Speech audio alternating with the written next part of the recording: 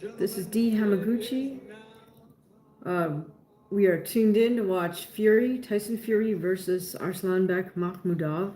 And right now we're getting ready for the co-main event, which is Conor Benn versus Regis Prograis, the American from New Orleans, Louisiana. So Prograis is moving up in weight to face Benn, and of course Conor Benn is dropping back down from fighting Chris Eubank. So there is a question mark there for both fighters. You know, did Conor drain himself a little too much to make weight? Is Regis biting off more than he can chew by moving up in weight? So here we go with the ring walks. We are starting with Regis Prograis. Right now, if you have a Netflix subscription, you can tune in to watch this fight live. If you're here, please do comment so we know who's here on our live stream. Very interesting. So Prograis and his team are masked up like New Orleans Indians. Regis is wearing one of those feathered headdresses and a mask. Now, I'm going to say that I am absolutely not a fan of fighters wearing a mask or anything like sunglasses that could obscure your vision. And that's because of the way the light penetrates into your eyes, and then the energy then gets transmitted to your brain is affected by a mask, I think, that obscures vision, and definitely is affected by sunglasses.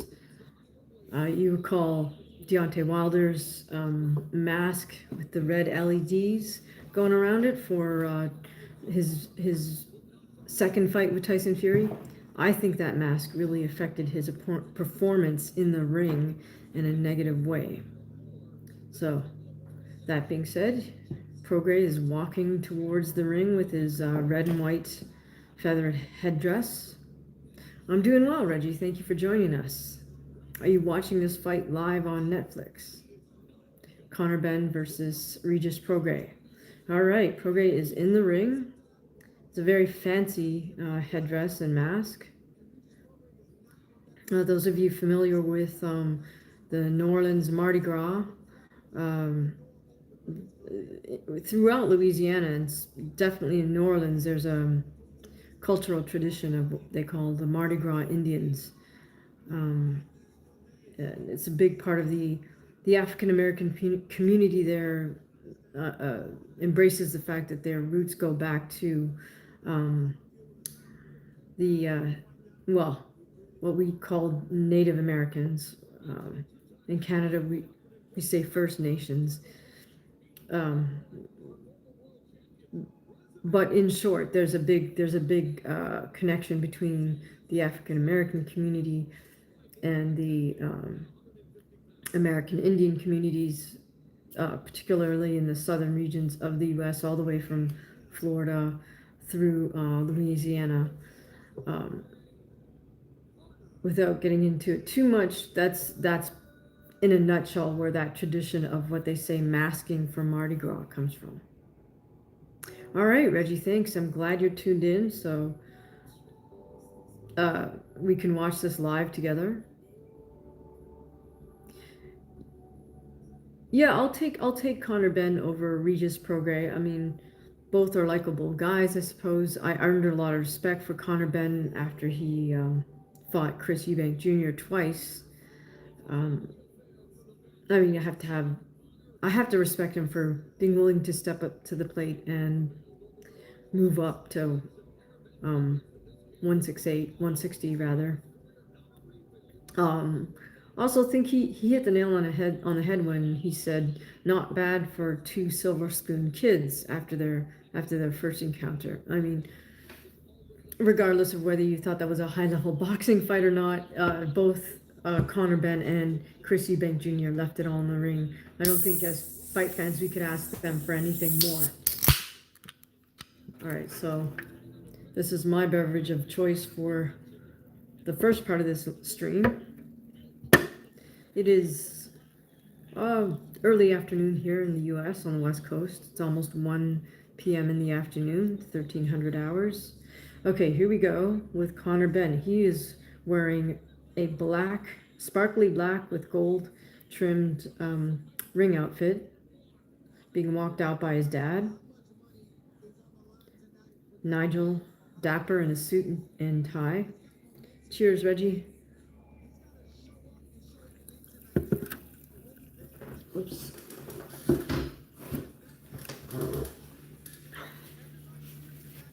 Kind of bummed out because I went on a little out-of-town trip, and I think I forgot my little microphone and receiver thingy kit in somewhere, maybe. Anyways, that's neither here nor there. I'll have to replace that shortly, I think. Okay, Daylove, how are you? Good to see you. We're here to watch Conor Benn versus Regis Prograis, and then of course Tyson Fury versus Arslanbek Makhmudov. All right, Ben is making his entrance to a string ensemble. This is a bit much. He's pacing back and forth on a stage with a 1, 2, 3, like an 8-piece string ensemble. I will admit I do not recognize the song just yet.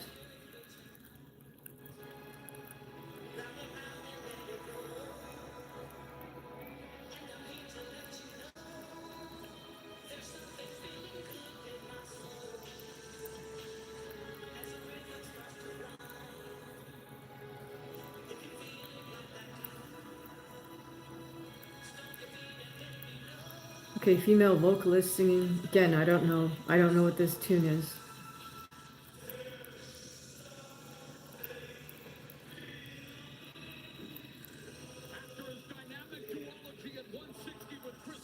Tottenham. Oh, Reggie's. That Tottenham is your rival. What team are you? Do you cheer for? Okay, now Connor's done with the little song intro. He's got an angry look on his face as he's jogging towards the ring. I'm not such a fan. Oh, you're an Arsenal fan, Reggie? Okay, cool.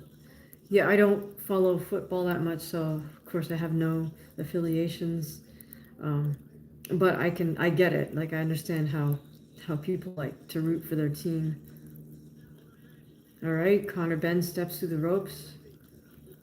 He's got his bleach blonde hairdo. Makes his way around the ring. Acknowledges the officials outside the ring, presumably. Gives that funny little Ring magazine guy a pound. Conor gets a drink of water from his trainer.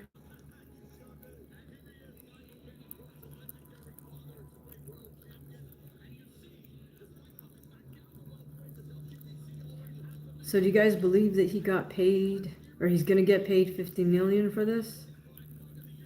Yeah, Reggie, I always forget the Ring magazine guy also. He almost looks like a cartoon character to me, but regardless. Oh, and were you tuned in before where Turkey Al-Sheikh almost announced AJ versus Tyson? I mean, he didn't actually say the fight's made and when we're going to do it, where we're going to do it, but the illusion that Turkey Al-Sheikh made was that we will see Anthony Joshua versus Tyson Fury. The 4 people on the desk, who includes Lennox Lewis and Carl Froch and Laila Ali and another woman. You know, the question is that fight too late? You know, are both Tyson and AJ past their prime, and so do we still want to see this fight? Just, I guess, like you could say, did we want to see Floyd versus Manny? They fought sort of 5 years after we were really hoping to see them fight. Here we go with Michael Buffer making the announcements. Okay, Regis Prograis is decked out in purple and gold and black. Definitely New Orleans colors there. He's wearing the Everlast gloves. Those look like power locks. I'm not sure if they're power locks or MXs. I would definitely opt for the MXs.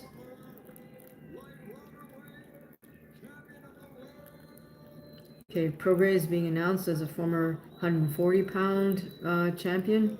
Of course, now they're fighting 10 pounds heavier. Yeah, Reggie, I would agree. It's not too late to sell a boatload of tickets. That fight would sell out the O2 for sure, right? AJ versus Fury. An all-Brit heavyweight affair. Right, here we go. Conor Benn is being announced.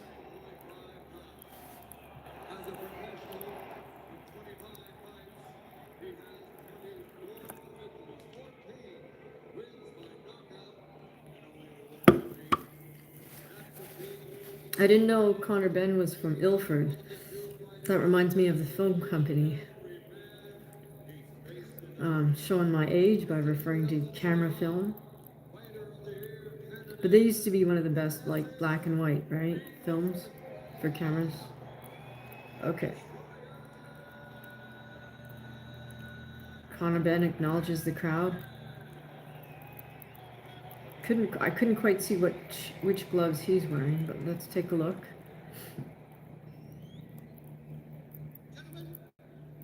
Interesting. Conor Benn comes to touch gloves with his robe still on.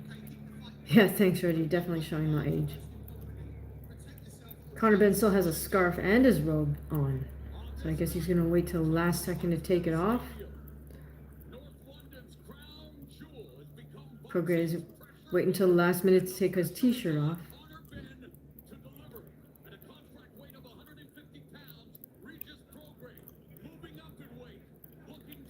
All right, do you guys think that Prograis can hang with Conor Benn?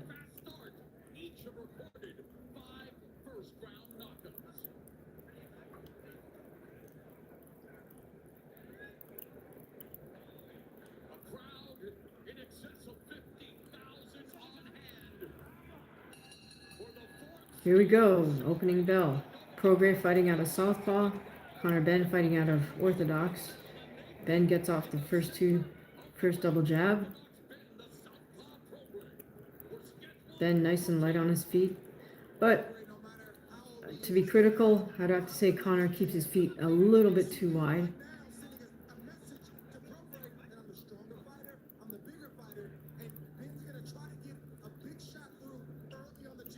Interesting that Prograis feels he's the bigger fighter in this. I don't really see a significant size difference here, for either man. Right now we got Conor being the one that's moving around quite a bit, and right away they're getting after it. Benn is throwing hard punches here. Right hands with left hooks.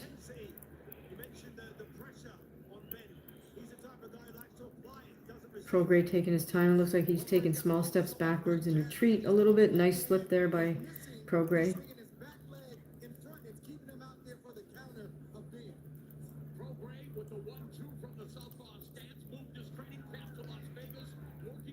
Nice work with just his jab straight left by Prograis, and he snuck in a body shot there. I'm wondering if Conor Benn can keep up this pace.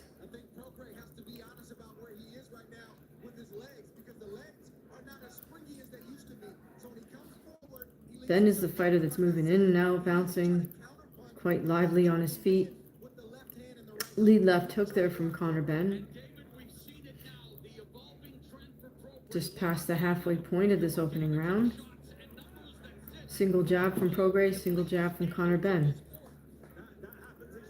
At least Conor is changing up the target with that single jab.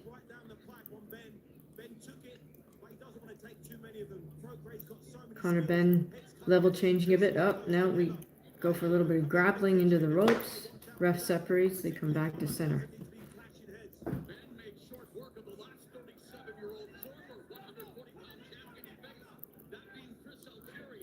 Again, a little grappling with both men trying to hit with their free hand.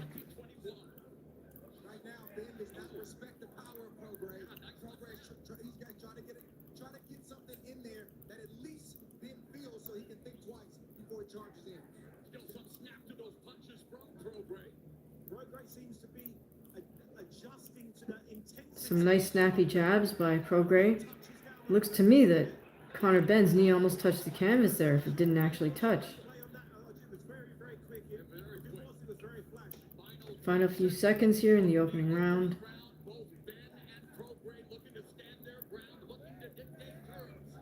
Very busy Conor Benn in this first round.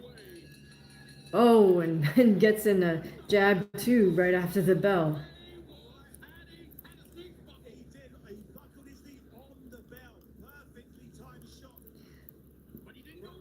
Yeah, Prograis got nailed right at the end of that round, and his knees buckled in. And the way I'm hearing it was just slightly after, but if there's a delay between the sound and the picture, then it could have been right at the bell. That's a great question, Reggie. I don't know. Let's see.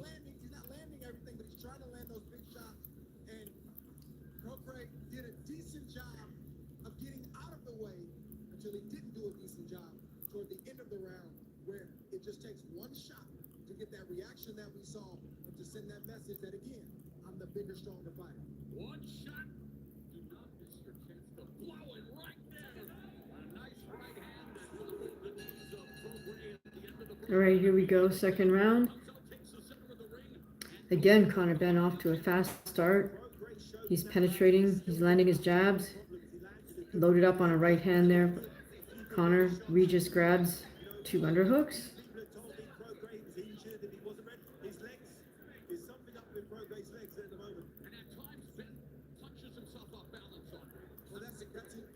Prograis with a nice left to the body.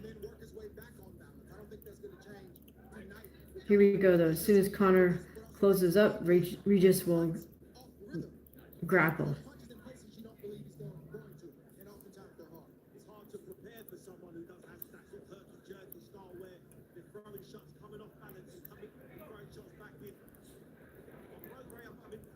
Conor's still bouncing around on his feet. Nice hard jab by Conor. Prograis falls short with his straight left. Now Prograis starting to move his upper body a little bit more. But right now, Conor is snapping his jab at Prograis and landing. Prograis with a nice straight left there. Good head movement by Regis. Pace starting to pick up a little bit here.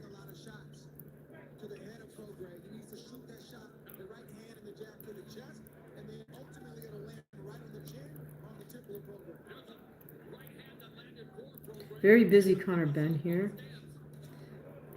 Loads up on a big 1-2, but misses with the 2.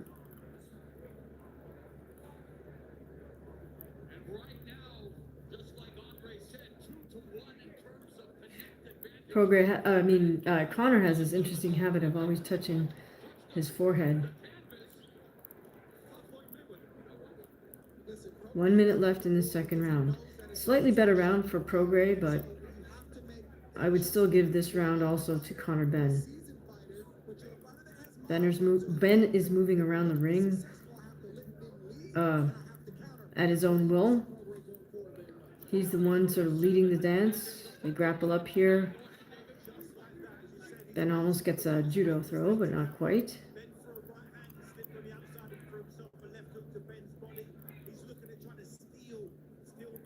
Right now, I would say Conor Benn's footwork is the key to his success because he's able to move in and out quite deftly, and he's able to move around quite deftly. Regis is a little more planted, and looks like he's just trying to find openings for his shots. But you know, if you can't just sit and wait to be a counterpuncher against someone who's so active. All right, so 2-0 for Conor Benn.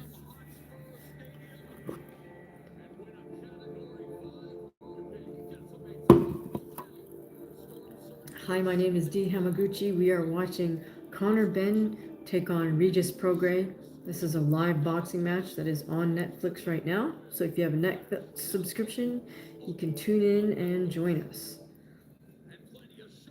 The main event is the return of Tyson Fury to face Arslanbek Makhmudov. And the interesting thing to note there is that should Fury be victorious in this win, Turkey Al Sheikh has hinted that they will make Fury versus AJ. Fury calls it the biggest fight in British boxing. I mean, Turkey calls it the biggest fight in British boxing. I'm sure Tyson would say so too, but here we go. Third round scheduled for 10. Prograis coming out a little faster here. But Connor is maintaining that fast pace that he established in rounds 1 and 2. Prograis is throwing a lot of single right jabs, fighting out of southpaw.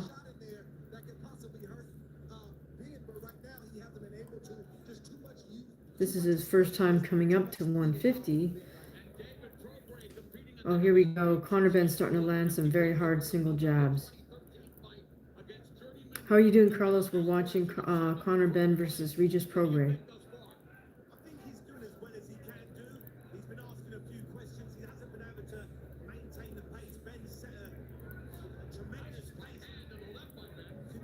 Oh, really nice snappy jab and snappy double jab by Conor Benn. Prograis still throwing the single jabs, trying to slip Conor's punches. He's getting tagged on the way out and on the way in.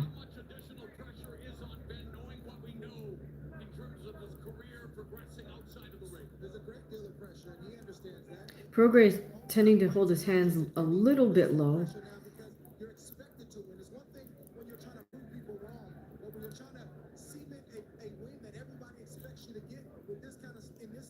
I would guess that in a sense, Prograis might be the more athletically gifted, although I hate to use that term, because he seems to be the type of fighter that relies on that. But Conor's more of a grinder and a hard worker, so he's just not relying on any sort of natural gifts that he doesn't have.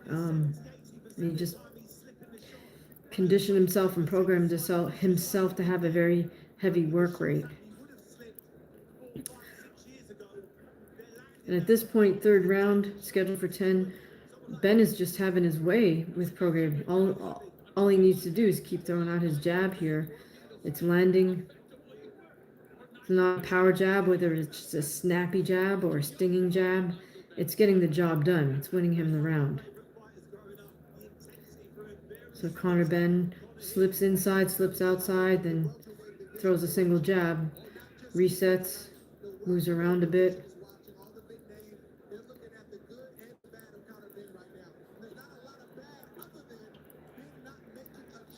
And I like how Conor Benn is changing up his rhythm a bit. Prograis seems to be waiting to look to counter, and I don't think that's a great strategy for this fight. Thank you, Andrew. Thanks for joining us. And there we go. Third round. All three Conor Benn. And right now, Conor Benn is just picking Regis Prograis apart with his jab. I feel that if he decides he wants to pick it up, he can in the next couple of rounds. He may get the stoppage before the 10th round. Prograis just doesn't seem to have an answer for that jab. Guys, if you appreciate the breakdowns or you're enjoying the live streams, you're always welcome to leave a gift or a jewel up here, or of course a super chat. If now is not a good time, you can always come back to the channel anytime and leave a super thanks on any of the videos. Remember, every single penny helps. It's all much appreciated. Like I said, I think I might have lost my my little microphones that you see me wearing sometime, so I might have to replace that. But anyways, I try to have this channel pay for itself, so that's the objective. All right, here we go. Fourth round scheduled for 10, and again, already Conor Benn coming out with a fast pace. Lots of jabs, drops in his right hand every now and again. Prograis is trying to work behind. Oh, now Prograis is starting to pick up the pace a little bit with his jab. He just dropped in a straight left, another left to the body for Prograis.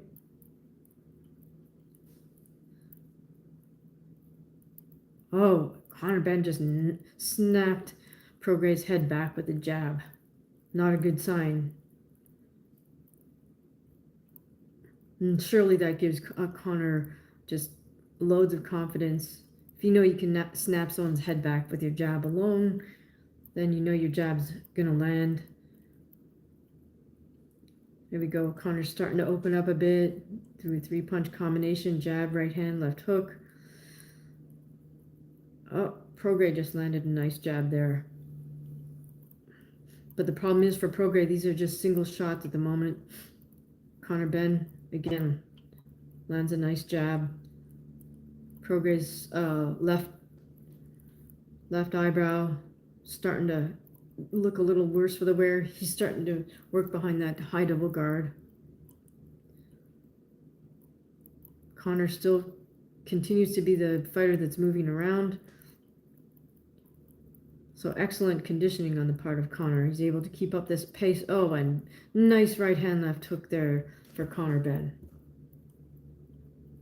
Here we are past the halfway point of the fourth round, scheduled for 10, between Conor Benn and Regis Prograis.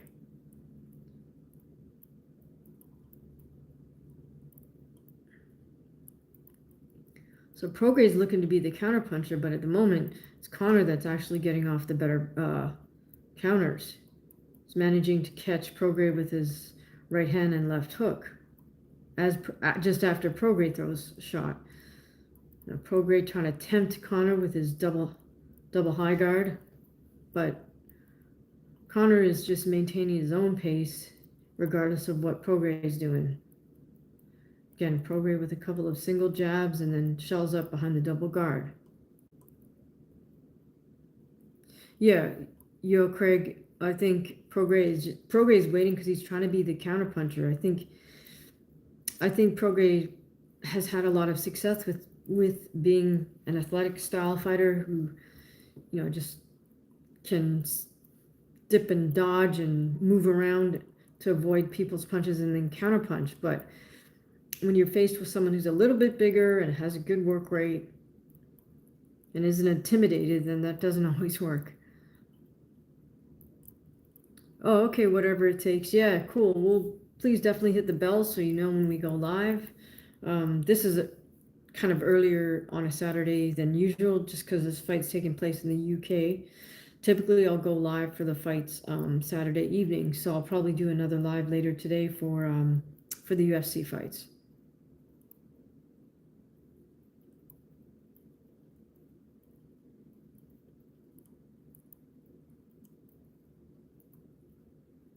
Yeah, when you shake your head, Reggie, that's kind of everyone calls BS on that when somebody shakes their head because they're trying to say, yeah, nah, it didn't hurt. But if it didn't hurt, why do you have to say it didn't hurt,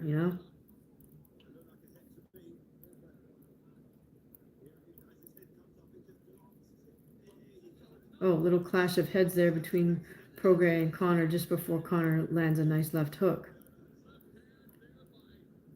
Clash of heads is always a risk when you have a southpaw orthodox matchup. Oh, Conor now in the 5th round, scheduled for 10, almost at the halfway point. Conor's starting to open up with uppercut type body shots and big right hand. Prograis trying to go to the body for a moment there with the left hand, and then they tie up a bit.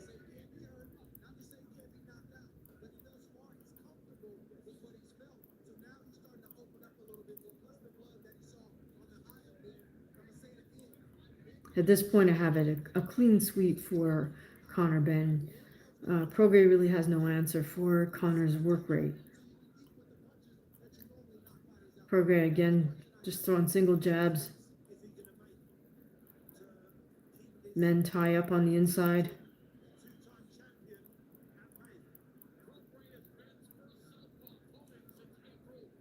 As he said, Conor Benn, for a silver spoon kid, he's not afraid of a tear up, right? Like he's not afraid to hold and hit on the inside.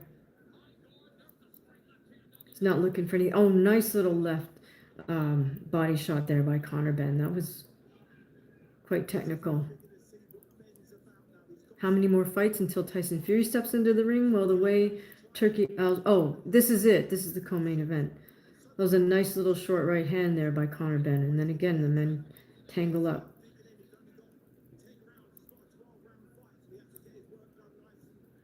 See here, Prograis throws out a jab, but there's not enough behind his punches to keep Conor Benn off him. So I don't know. I don't know if it's just the size difference or conditioning. That's hurting Regis Prograis. Oh, beautiful 1-2 there by Conor. Just tags Regis Prograis up. Prograis comes back with a couple of a nice series of body shots of his own, but Conor's willing to stand there and trade body shots too, as he just did. Regis with a nice snappy jab.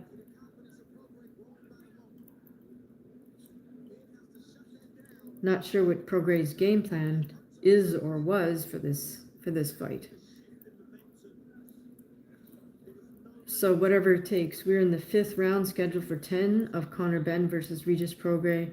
If this goes the distance, then we got still another 5 rounds, and then a big break because I'll probably do a lot of background footage, and then finally, main event is scheduled to step into the ring in supposedly in about 40 minutes. So definitely, if you have Netflix, though, keep it open so you can see. Oh, okay. Reggie's saying that Regis is gonna get stopped before the end of this fight. So, Reggie, that's a good call. He hasn't won a round yet, so let's see how this plays out. We're going back to the Tyson Fury change room, and it looks like Tyson is paying tribute to his friend Ricky Hatton. He's decked out in the Hatton colors. It says R.I.P. Ricky on the back of his trunks. A little bit baffled as to why Sugar Hill is wrapping the gloves with the tape from outside to in, but that's neither here nor... Well, I guess maybe that's so he's hoping the tape won't come off, but there's a couple other tricks you can use to make sure the tape doesn't come off. Oh, Reggie, thanks for sharing that. So this whole event needs to be done by 10:30 p.m. Or, okay. Wow, you guys are really strict over there. I wouldn't work in New York City for sure, or LA, or Las Vegas. Okay, on the inside, Prograis landed a nice little left hook there, while the men were tangled up with their other hands. Here we are in the second half of this matchup. Again, Conor is the one that's moving around a little more on the outside. That's mostly because Prograis, right now, he's just showing up double high guard. That's not a good sign either. Prograis still throwing just single shots. Yo, Craig, yes, I would agree. Prograis hasn't won a round yet, and he's being completely dominated. There was a brief pause there. I don't know if both men clashed heads, but the ref didn't call for stop, so it's going to keep going. Nice little left hook by Conor Benn. Quite interesting. Somebody gave Prograis the last 2 rounds. I don't know what that's about. That's very odd. I have it a shutout for Conor Benn thus far. I don't know that Prograis has put together any punches yet. He's still throwing single shots, just like he did right there.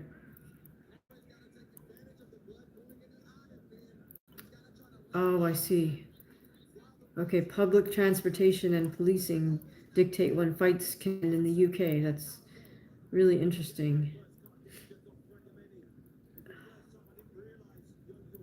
Oh, big right hand to the body for Conor Benn right there. Prograis still fighting behind that high double guard, just got picked off with a jab and tries to come right back. But here's the thing, for Prograis to be a counterpuncher, I think Conor Benn's just a little bit too big and definitely too mobile for him, because Prograis' counterpunches are falling short.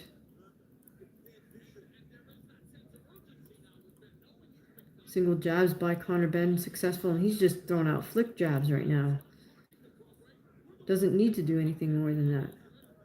Prograde with a big straight left, but doesn't quite. And then very nicely, Conor's found a home for his left hook off the pivot out to his left.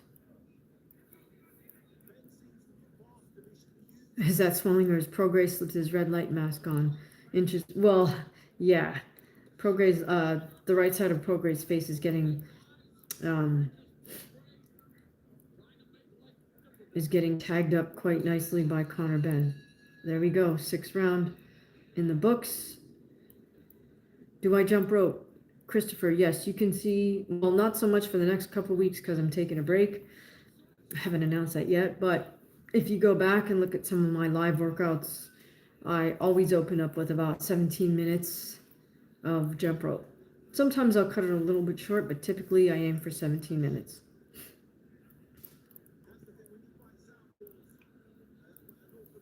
All right, guys, my name's D Hamaguchi. I'm a pro fighter. I enjoy doing these live commentaries on fights, both boxing and UFC.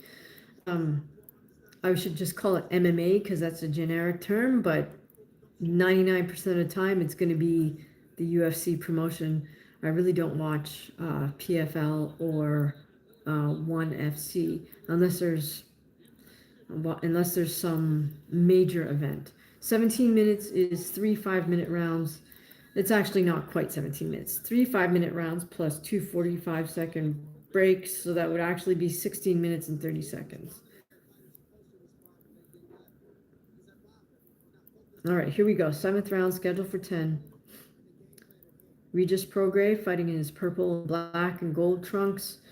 Conor Ben fighting in his black and gold gladiator style boxing skirt. Oh, nice little right uppercut, left hook there by Conor Ben.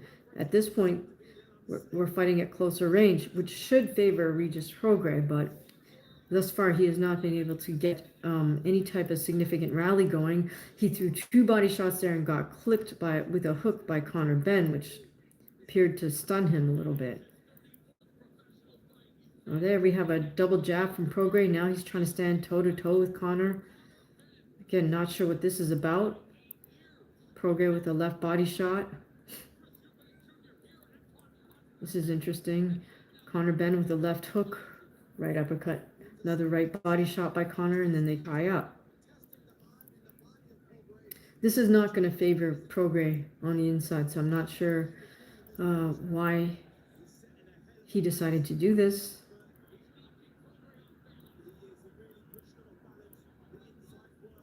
Both men tangling up, trying to hit each other with their free hand.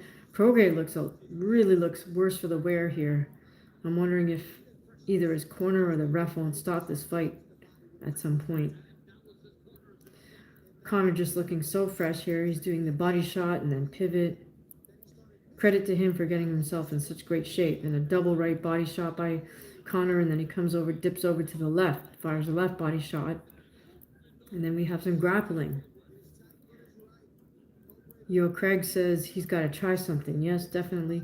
Prograis, it's true, he does have to try something, but if he's going to put himself right there toe-to-toe, he's got to be willing to bite down on that mouthpiece and just flurry to the body. Oh, just right there, Conor Ben with a nice counter.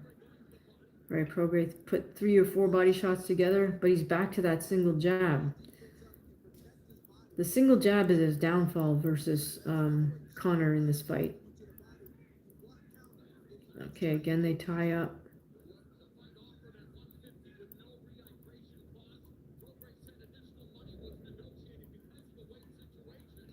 Big straight left to the body for Conor. He comes back upstairs with the left hook.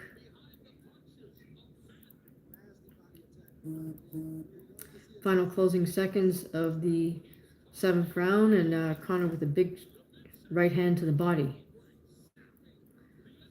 Prograis still not able to get any traction in this fight. I'm somewhat surprised that the unofficial scorer gave Prograis 2 rounds.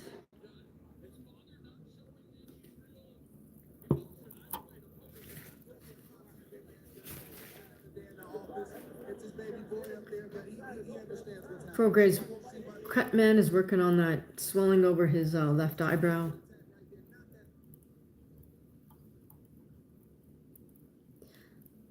There's just not enough action from Prograis, although they show him landing a nice overhand left right there.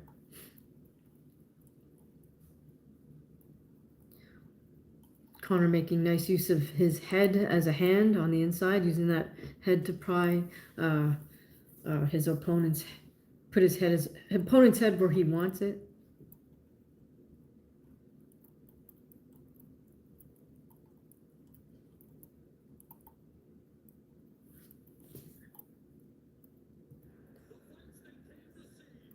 Here we go. Final 3 rounds of this matchup between Conor Benn and Regis Prograis. Prograis starting to come alive a little bit more in these final rounds, but is it enough? At this point, it really doesn't look like it. It looks like he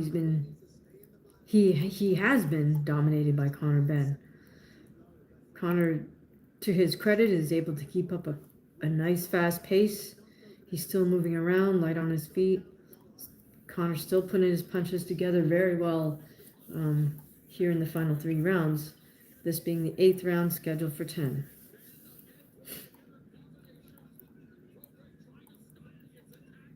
A little grappling there. Referee separates them. Yeah, Prograis, I would agree with Reggie. Prograis just does not seem to have an answer there. And right there, Conor throws a nice little counter right that lands flush on Prograis.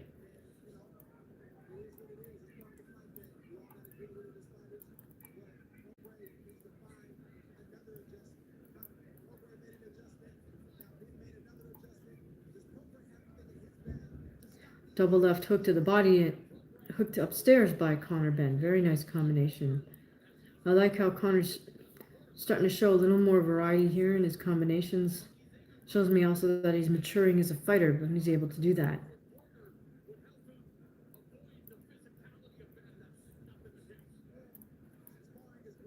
Nice right hook to the body, then right hook upstairs for Conor Benn. Prograis tying up on the inside. Trying to hit with his free hand.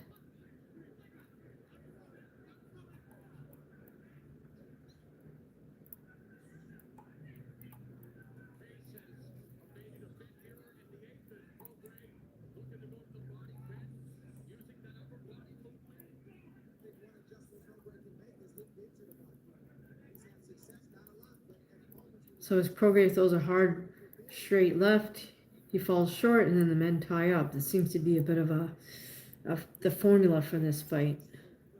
Oh, big 1-2 by Conor Benn, and then another right hand to the body. He might end up stopping Prograis here in these final closing rounds.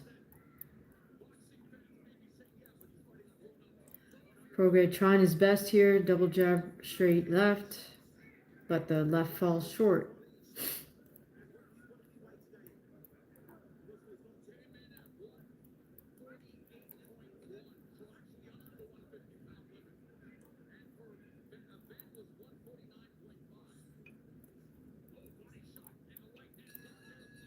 Oh, right at the end of the round, Prograis throws a 1-2. Conor comes back with a right shot to the body and then a right to the head.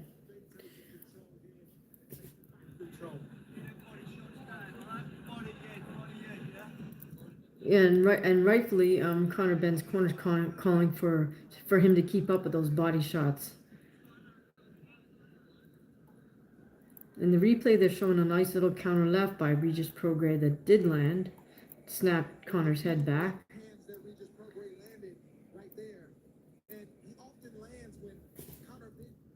The thing is, I just don't feel like it's enough from Prograis at this point. How do you guys have it? I don't have any rounds for Prograis. It'll be interesting to see how these scorecards get filled out. By the way, the scorecards for Wilder Chisora were very bizarre. And I have yet to see a copy of them posted anywhere. So that's another story, though.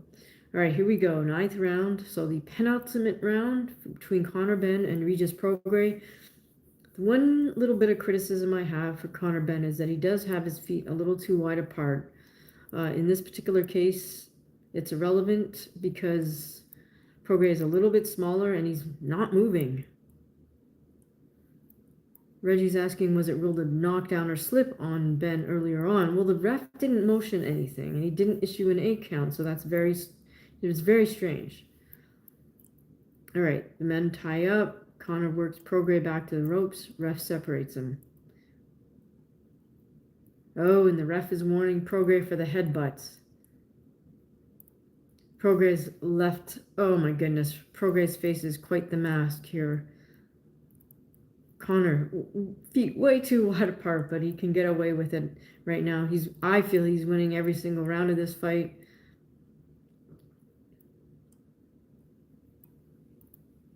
Oh no, the Japanese fighter already beat Estrada, I think. Check it out on YouTube, Carlos. Unfortunately, when they list the date and the fight time, I don't know, sometimes it's listed in, in Japan, they're a day ahead of us, so it's deceptive. But check on YouTube. You could probably find Nasukawa versus Estrada. According to Nasukawa's IG, he already won, so... I mean, I hate to be the bearer of bad news. Yeah, I missed the fight too, so I'm gonna have to watch it. Hopefully they post the whole fight. All right, we past the halfway point of this penultimate round between Conor Benn and Regis Prograis. They're fighting at a catch weight of 150, but right now it's like a complete shutout for Conor Benn. So, what do you guys think? Is this a $15 million performance we're getting here from Conor Benn? I was thinking about it before. A fair price is what someone's willing to pay. So, hey, if he can get $15 million out of whoever, Dana White, Zuffa Boxing, Turkey Al-Sheikh, then good for him. I like how Conor Benn is really starting to mix up his body shots and his head shots here. Final half minute of the penultimate round. Conor getting a little cute. He feels confident. He can fight with his lead hand low and then slip and dip like he just did. I like how Conor's working in his body shots on the inside like that. Well, Carlos is saying Estrada should retire because he's on his way out. Well, with that win, Nasukawa gets himself back in the, number 1 slot eliminator. So I don't know if he wants a rematch with Inoue's brother or what he wants with that. All right, here we go. Closing round is of Conor Benn versus Regis Prograis. Right now we're moments before that final round. Going back to behind the scenes, Turkey has a red jersey. All right, you guys are going to have to help me out here. Kind of joking around with Frank Warren. I'm not sure what that's about. Tyson Fury doing his little jiggly dance here in the change room. Turkey Al-Sheikh back there with Tyson Fury. Tyson and Sugar Hill. Of course, Tyson's got that big Netflix N on his back. Prime real estate. Can't blame him. He's got the At Home with Fury's series on Netflix. So, Yo Craig is saying Conor's getting a little cute, but he has reason to feel confident. Yeah, agreed. I mean, I feel like he's... Oh, here we go. Final round. Prograis hits the canvas. Ref points for both people going to the neutral corner. Now the ref is warning Conor about pushing. Anyways, the action resumes. Final 2.5 minutes of this 10-rounder. Conor Benn with a nice right hand to the chest. And a nice snappy jab from Conor Benn. He's doing quite well with his jab pivot out to the left. Very nice 1-2 from Conor. Prograis just fighting behind a guard, still throwing out single jabs, and right there he just throws a 1-2. Oh, Reggie says, if I had to guess, I think it was a misled tribute to Hatton. Ricky was a Manchester City fan, the rivals of Manchester United. Oh, okay, I see. All right, can Prograde put anything together in this final round? Doesn't look like Connor Ben will get him out of there. Nice little weave under by Connor Ben. Oh, Prograde backs himself into the corner and waves Connor Ben in. That's just... I hate to see Prograde doing something like that. It's kind of a very cocky move, and he's losing this fight, so backing himself into the corner is not what he should try to do. I am really curious to know what Prograde's game plan was going into this fight, because he didn't change tactics. Oh my goodness, and Connor Ben lands 3 hard jabs there. Regis Prograde trying to close distance there in this final minute, but it doesn't look like he'll be able to get any significant rallies going here in the closing half minute. Reggie is saying that red jersey was sort of a tribute to Ricky Hatton since it said forever. Okay, that makes sense. Yo, Craig, I would agree with you. Connor did control this whole fight. I'd give him all rounds, but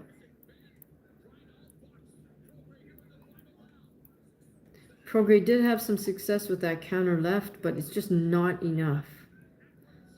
He really didn't put together his combinations to be effective. And there we go, final bell. The men hug it out, exchange a few words.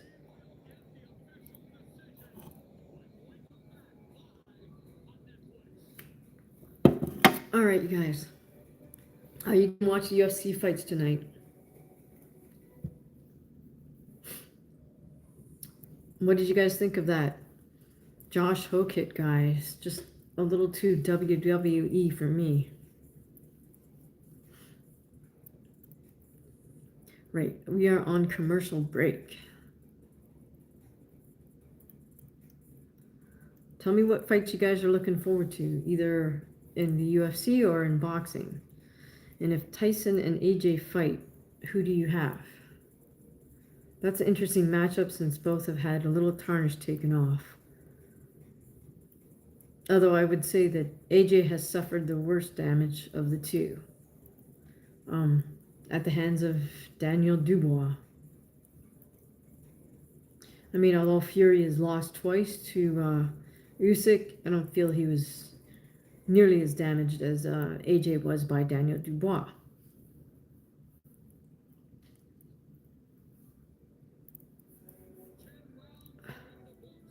Okay, here we go. Here's the official particulars for Connor Ben versus Regis Prograis. And Prograis still being attended to by his cut man. Looks like there's some small cuts on Connor Ben's eyebrows as well. And Connor does have a significantly swollen right cheek.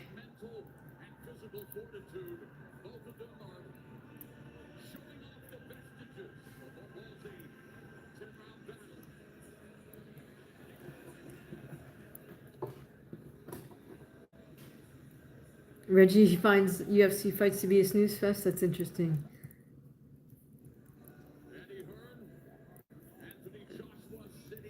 Eddie and AJ sitting right at ringside. AJ's got on one of those big puffy coats, so I don't know. Is it cold in the Tottenham arena? Carlos is looking forward to Munguia versus Resendez. Duarte versus the guy that wobbled Pitbull. Interesting.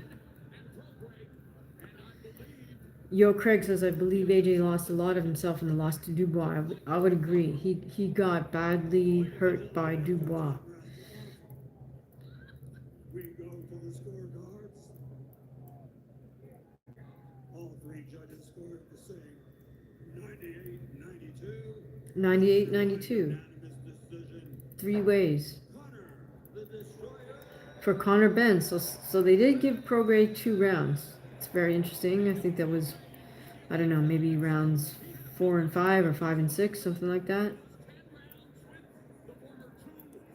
Both men exchanged words. Prograis has quite a bit to say.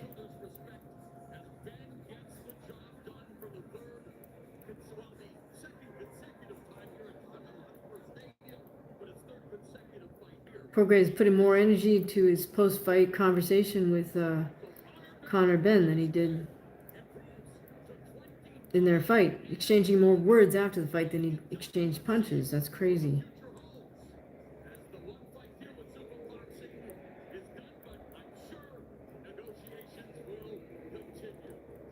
All right, so did Connor get 50 mil for that? I mean, that's pretty cool.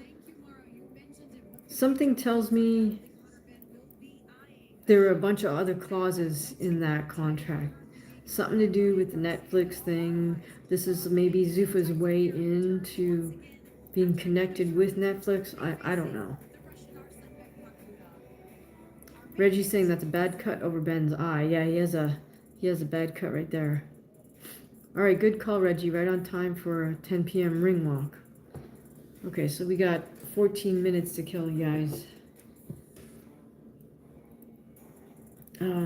Let's see what else is going on.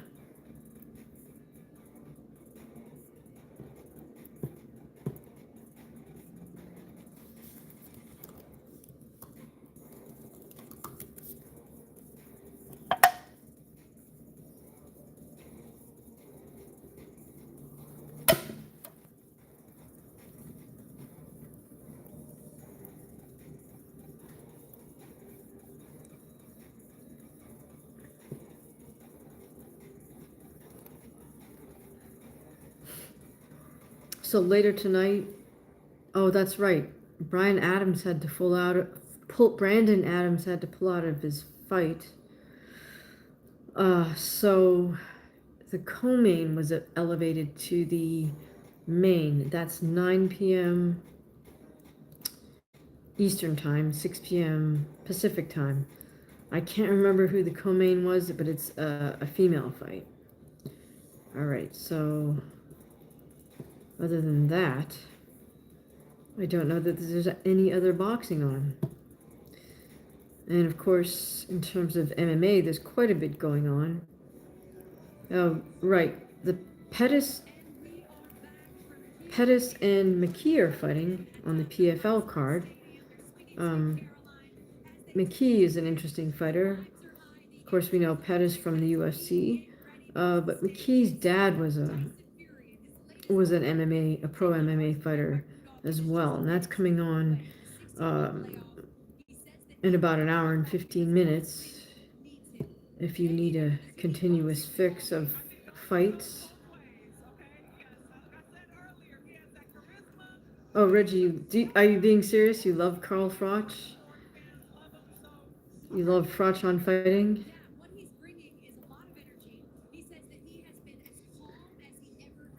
Now, apparently there's a Ryzen card tonight.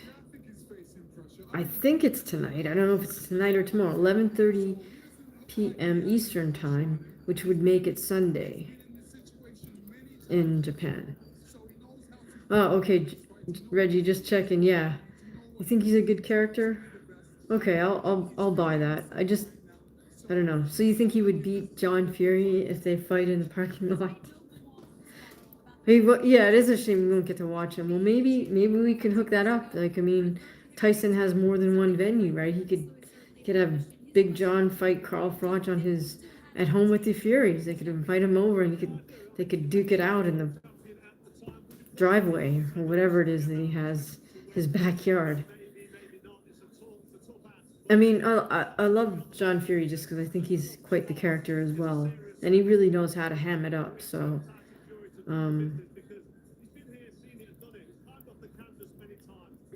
regardless of some of the stuff that he says, I think I enjoy watching John Fury's interviews.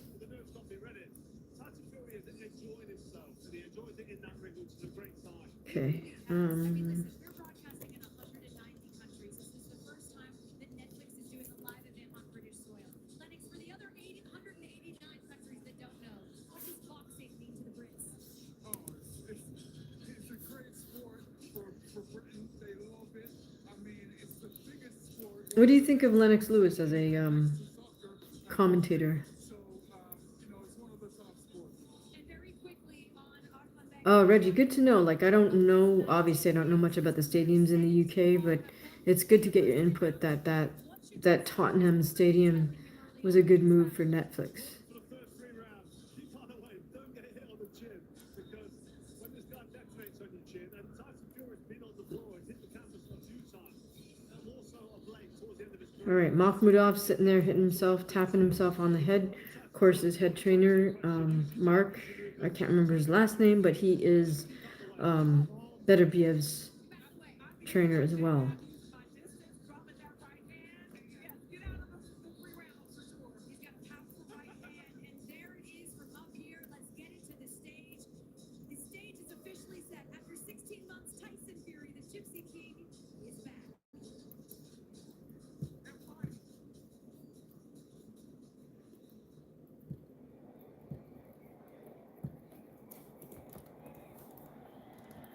Okay, I think they're gonna sell the fight right at this point, or show us some background.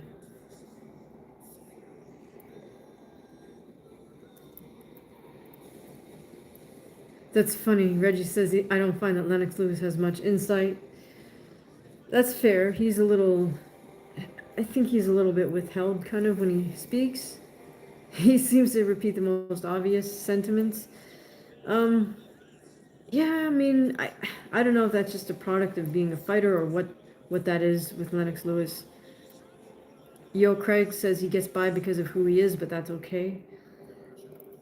Yeah, I mean, I guess so. I mean, he's not offensive in any way, so at least there's that, right?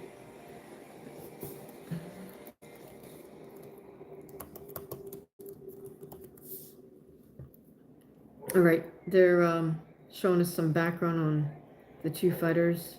Looks like quite the build up here.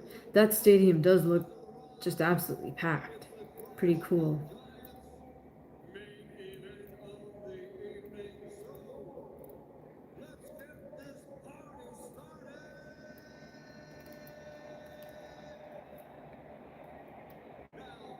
Lennox Lewis represented Canada in the Olympics.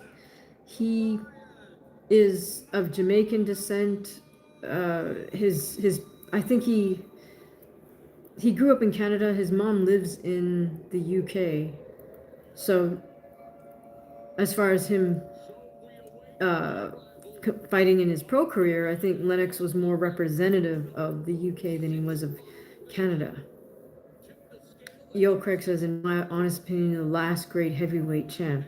Yeah, Lennox, I gotta give it to Lennox Lewis. He was a technical heavy hitter. So he has the aspects of a heavyweight fighter that you want.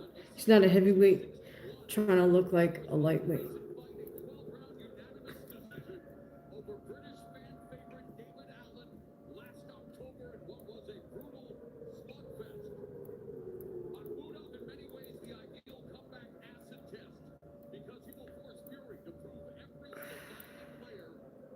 Strip back ring walk for Makhmudov. Yeah, they're not. Where's the orchestra for him? Makhmudov just coming out in a black hoodie. Like, just keeping it simple. Now, my theory is Makhmudov wears those big oversized trunks because he doesn't have any quadriceps to show off. So his trunks go all the way down to his knees.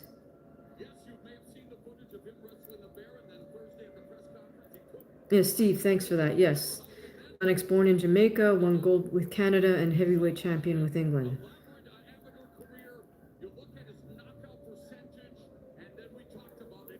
Yeah, Lennox Lewis lived in a suburb of Toronto, if I remember correctly. Scarborough, maybe? Which is, it's like a big suburb area of Toronto.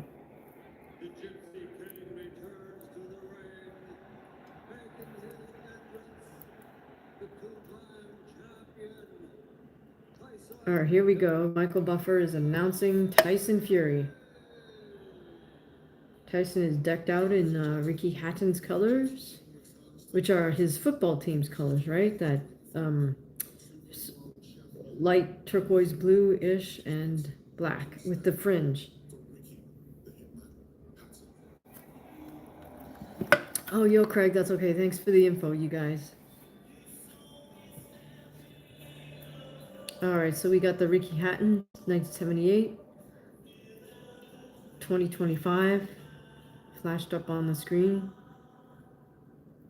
Manchester City. Okay, cool.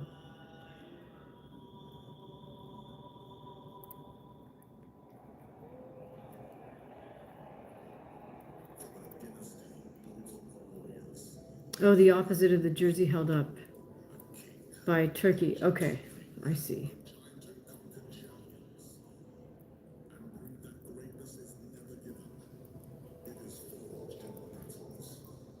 Well, at least Turkey has a sense of humor then, and is willing to play to the local culture that way. Okay, so I don't know what this ominous announcement is about.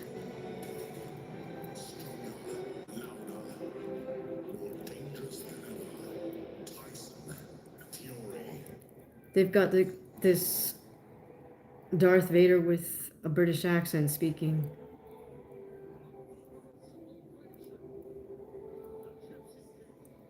Yeah, it is a nice gesture, Steve, with the colors for Ricky, for sure. I mean, Ricky gave us so much. You know, we owe it to have some appropriate remembrance of him. So I do like the. It's pretty cool that Tyson's got the fringe down his sleeves. I'll assume he's got some on the back of his on his trunks like Ricky did. Wow, what an amazing ring walk for Tyson Fury with the pyrotechnics coming out of Tottenham Stadium. Yeah, you're not kidding. This is quite an incredible show.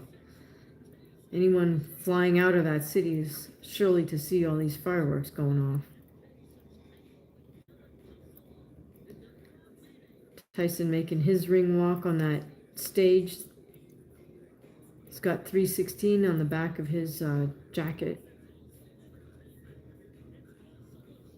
No orchestra this time, but Tyson just pacing back and forth. Pyrotechnics going off.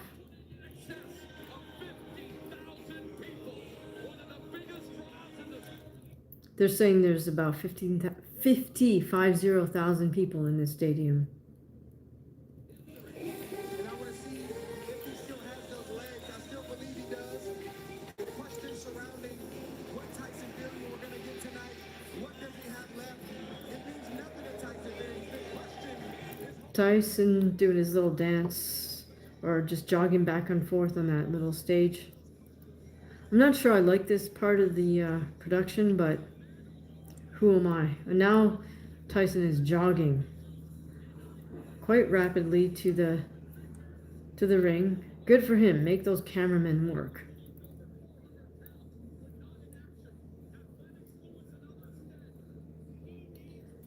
Here he goes. Tyson walking over the top ropes, of course. Arslanbek with that concerning tick he has.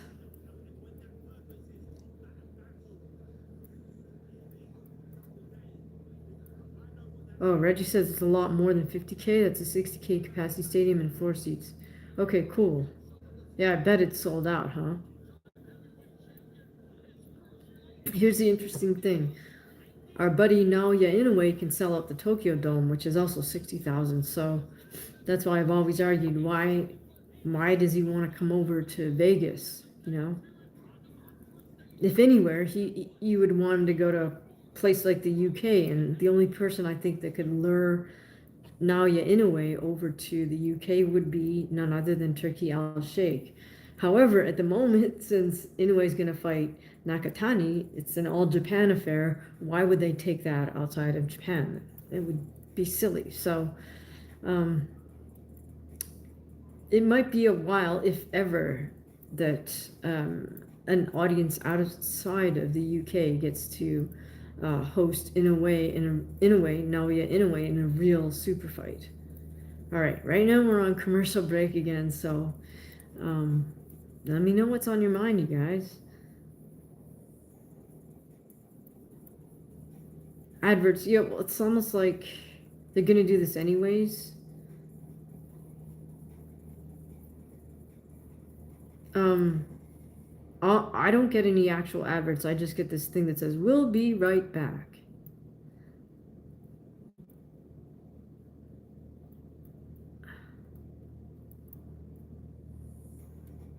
Oh, Carl's is saying because they can't charge 100 per pay-per-view, so okay. But Americans aren't really interested in Inoue, not yet, anyways. And Yo Craig, I think he's saying Inoue is the best. Oh, Reggie, I'm getting a Netflix movie trailer. Yeah, I'm getting nothing. It says back in 32 seconds. That's super interesting that you get a trailer. I'm guessing, Reggie, that Netflix at this point has figured out that I only tune in for these live fights. Don't watch anything else. I think I watched K-pop Demon Slayers on Netflix, so other than live boxing and that, haven't tuned in for anything else. But hey, Reggie, is there anything you recommend on Netflix other than the live boxing? Oh, the K-pop? I mean, it was cute. I guess I just wanted to know what it was all about because all the little kids that I worked with are like just so into it. Yo, Craig says, I'm an Inoue fan. Don't see enough of his fights, though. Yes, I would agree because I've made a couple of videos about this. I just feel like he and his promotion over in Japan, the American audience or the UK audience is it's just completely irrelevant to them. So they time all of Inoue's fights for the Japanese domestic audience. So it's like in a very bad time for us to try to watch. Like, how many Americans are gonna wake up at 2 in the morning to watch a fight? Reggie says I'm part to Physical 100. Okay. Carl says you work with little kids. Do they know you kick butt? Well, I do work sometimes at the elementary school, and the rumor, which is reality, has gotten out that I do pro boxing. So it's fun. Reggie says I will love Makhmudov to knock Fury out in round 1. Well, then we don't get our big money maker, AJ versus Fury. That'll upset the whole apple cart, Reggie. And nobody wants to see Makhmudov versus AJ, I don't think. Now, let's see what game plan Mark, what's his name, came up with for Makhmudov. I really feel like Makhmudov is an incredibly limited athlete and fighter, but all it takes, as they say, especially heavyweights, just takes one punch, so you never know. There he goes with his little neck tick. Arslan Makhmudov.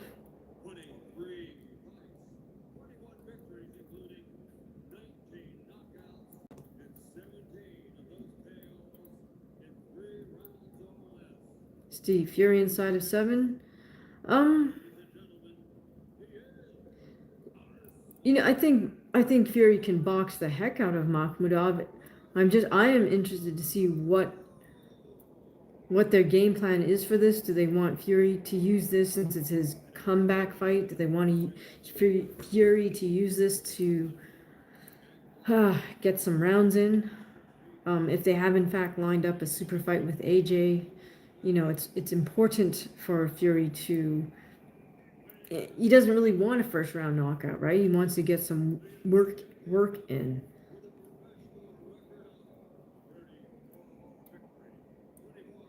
Reggie says, I can't picture the mindset of a fighter like Makhmudov in this situation, knowing you're a lamb to the slaughter. Well, and Yo Craig says, I've seen Mach fight before. Right.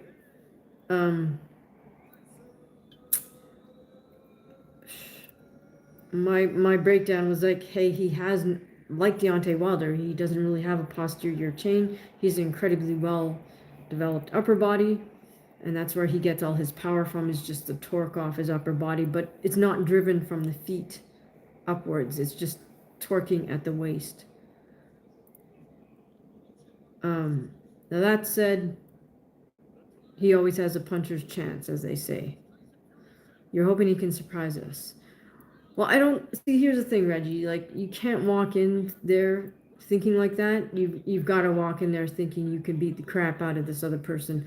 Otherwise, you know, don't sign on the dotted line. See how long Makhmudov's trunks are? They come well below his knees. That's to hide the fact he doesn't have any legs.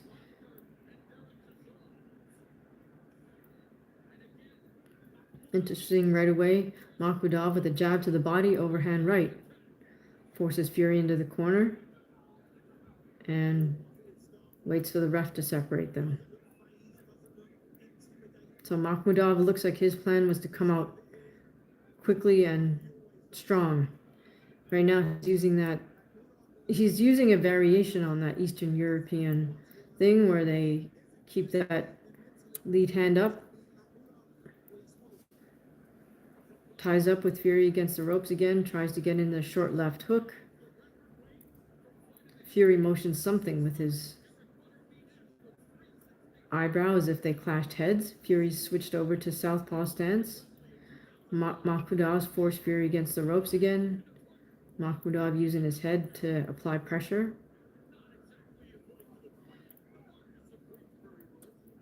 Fury better get going with his jab.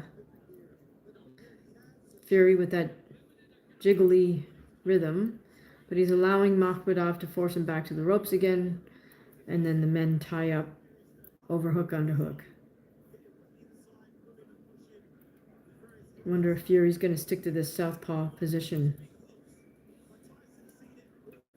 Fury's trying to use that stutter jab, but I guess Makhmudov's game plan is just pressure right out of the gate.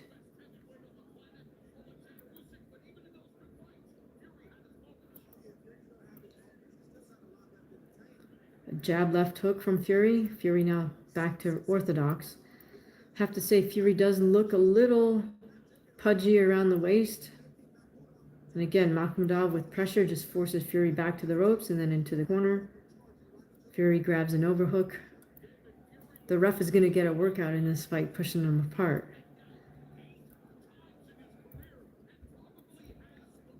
Tyson with that little stutter motion with his upper body and jab hand. Did that already take a little steam out of Makhmudov? Makhmudov just wades in behind a jab, overhand right, and step forces Fury back to the ropes. Yo Craigs, I think Makhmudov's looking for a home run. Yeah, for sure. He's looking to land that big overhand right. That's his best shot. Just apply pressure, charge forward with the big overhand right.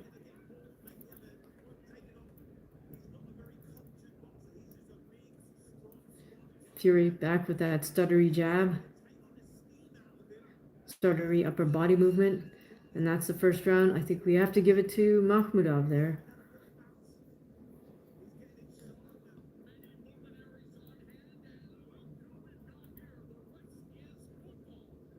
We have Gary Lineker and Micah Richards. The rest is football. I don't know what that is. You guys have to help me out. I don't know who those two guys are. Gary Lineker and Micah Richards.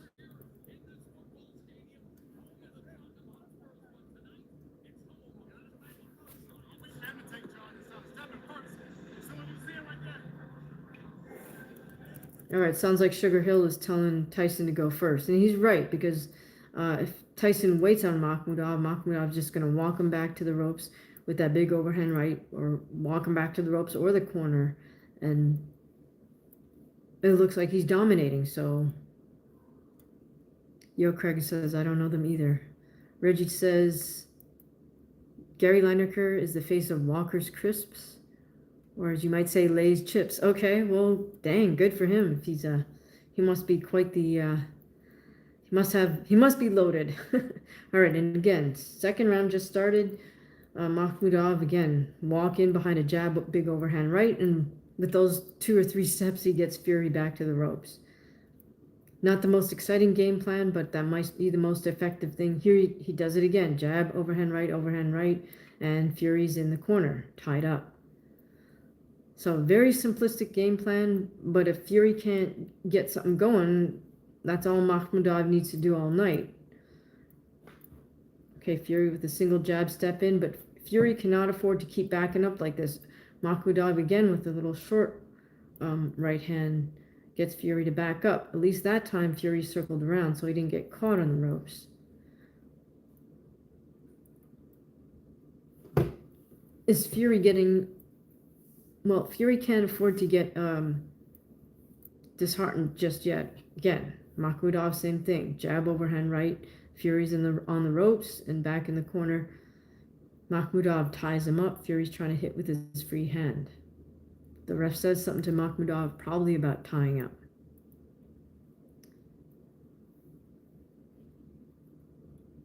Here we go. Halfway through the second round. Fury gets a nice snap jab, but gets barely caught by Makhmudov's return jab. Fury circling around.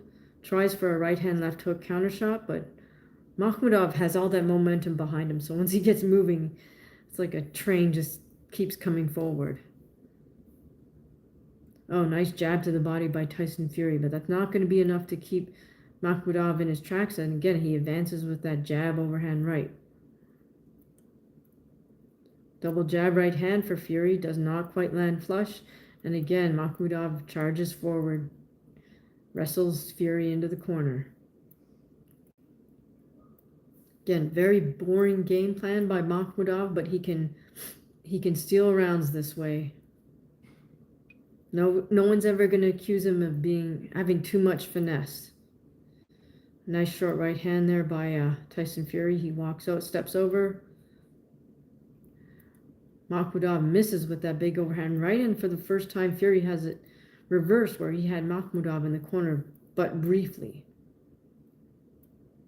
Closing seconds of the second round, Makhmudov again forces Fury back to the ropes. Fury tries to charge off the ropes with a uppercut hook. And that's the bell. Round ends in Makhmudov's corner, so Fury has to make the longest walk in the ring all the way back to his corner. Get that breathing. I like when you recharge you one time, you just stand up in there. That breaks his momentum up coming forward so much. Get your breathing.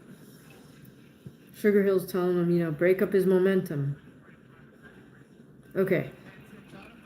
Let's go back here. So Reggie's saying that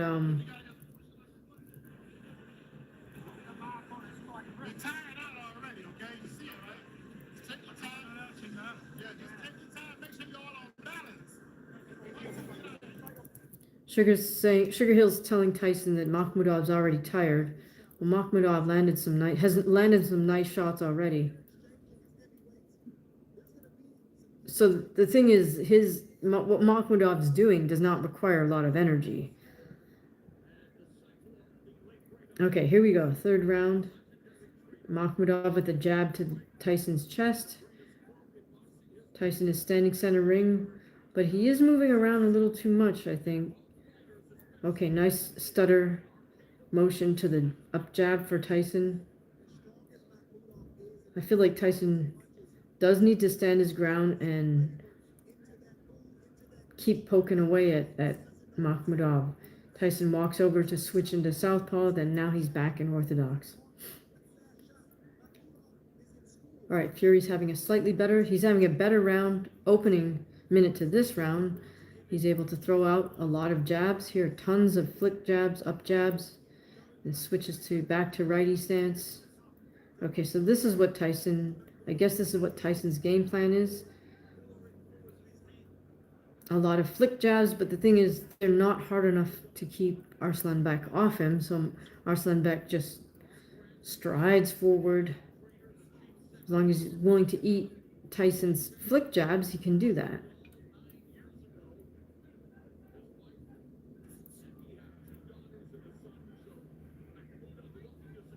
Oh, that's fun, Carlos. Another live with a crazy guy fighting with a light pole in the middle of a busy intersection. That's crazy. Yo, Craig is saying towards the end of the second round, Fury took control. Whatever it takes okay, Yahoo Sports and ESPN have it tied? No, I mean, I would give the first two to Arslanbek, but Fury is starting to get it together here. See, as long as he can put something together there and use his stutter motion and his jab and not get backed into the ropes, the key thing is for him to not let Makhmudov tie him up and back him up like this. Okay, Tyson's doing the right thing by hitting with his free hand. I mean, Makhmudov looks like a Greco-Roman wrestler, you know, with that big upper body. Except he doesn't have the thighs of a wrestler. That's why he covers him up.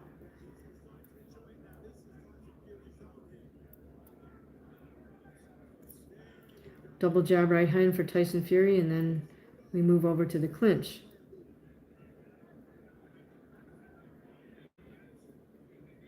I sure hope Tyson did his due diligence with getting in condition, because carrying that weight of Makhmudov around is going to tire him out.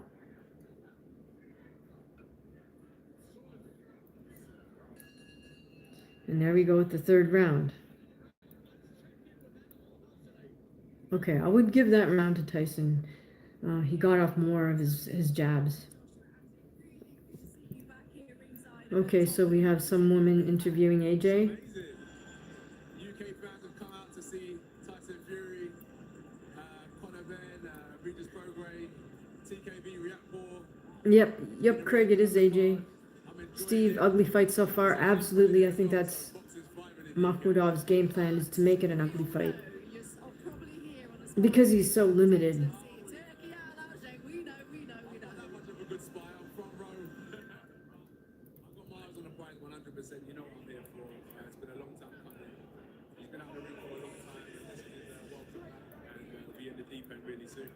What's the plan?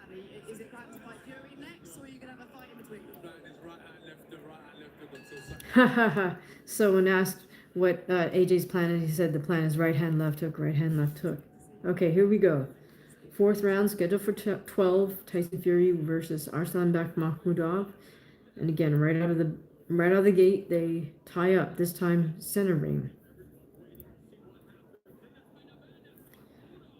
All right, here we have Fury moving around a little bit. We saw him moving around a little bit more during that third round. Okay, at the moment they're tied up in the corner. Ref separates them again. Okay, so Makhmudov's formula is to wade in, throw big overhand rights.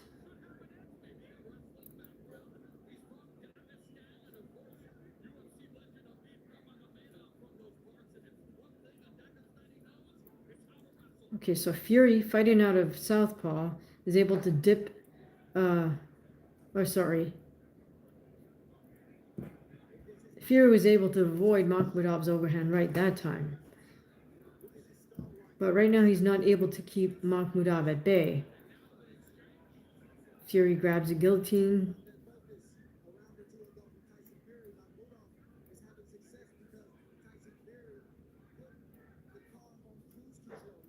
Nice stutter motion there by Tyson Fury. Nice couple of up jabs.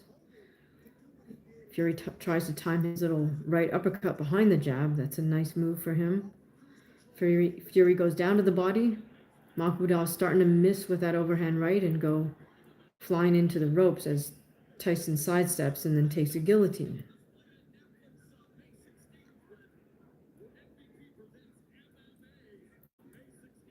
Tyson with the flick jab. Step around, another flick jab to uppercut. Doesn't quite land. And Makhmudov ties up. So if Tyson can keep this type of rally going, he'll kill the rounds Oh, beautiful jab by Tyson Fury snaps Arslanbek's head right back. Now Arslanbek's starting to tie up. Final minute of this fourth round. Fury's starting to look a lot better, starting to take over. Arslanbek with that one single hard jab. Puts his double guard up. As soon as Tyson closes distance, Arslanbek starts to grapple.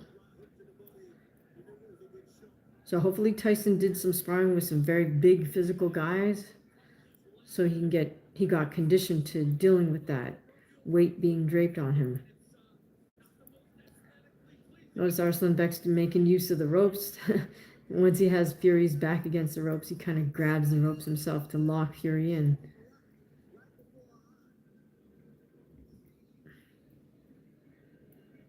Okay, at this point I would have it even, but Tyson is starting to take over the fight.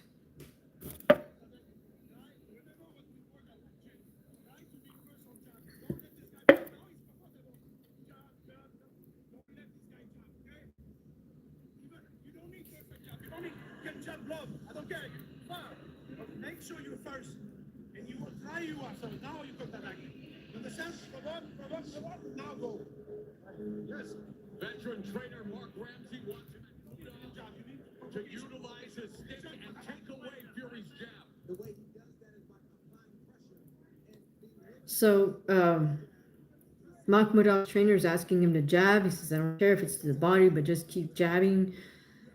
That does make sense because his game plan is to drive Fury back. So if Makhmudov has such a big upper body mass, he can just keep driving Fury straight back.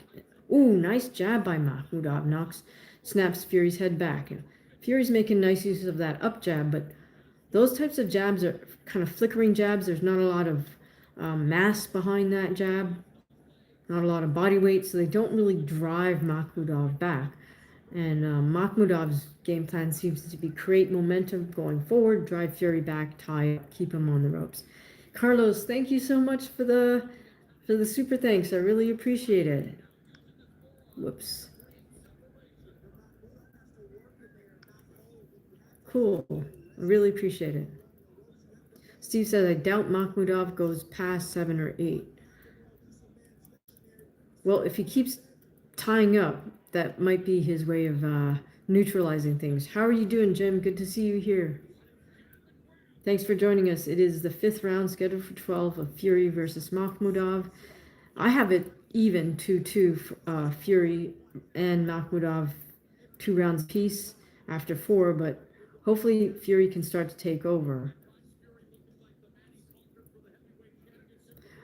When they're grappled up like this, though, that's to Makhmudov's advantage, because Fury looks at his best when he's on the outside, throwing lots of jabs.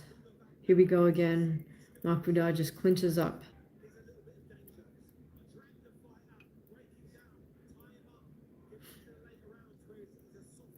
Ooh, Makhmudov with a series of big overhand rights, but he misses both of them.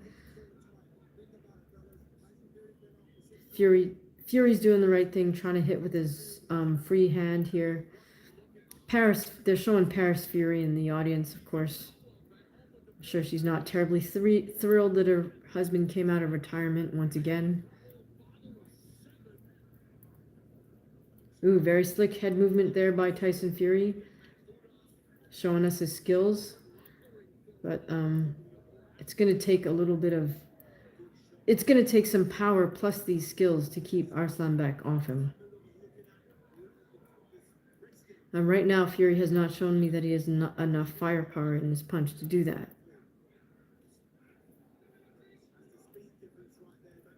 Okay, final half minute of this 5th round, and Makhmudov is doing the smart thing for him, which is to just grab an underhook and hang on.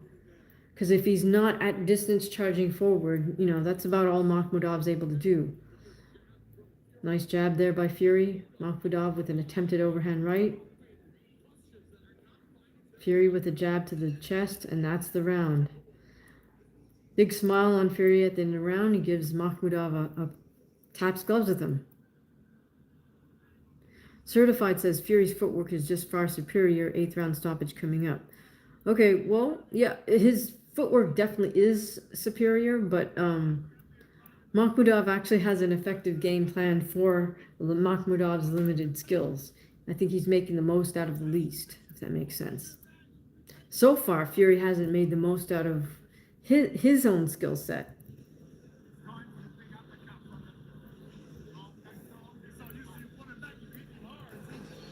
That was the shot, turning it over inside when Makhmudov was looking at resting. Thought the action was over. Oh no, it wasn't. They're showing us a nice little left hook on the inside grapple from Tyson Fury. It's the fact he's going to get exhausted. Is going to be a big problem.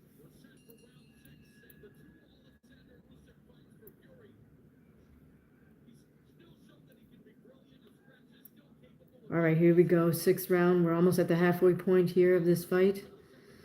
Makhmudov, stiff-legged and looking out of his eyebrows, which is the right thing. Makhmudov tries to throw a jab to the body.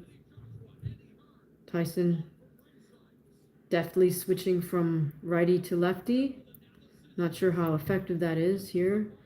But, you know, if Tyson can flow well by walking into switch stance, then that's cool.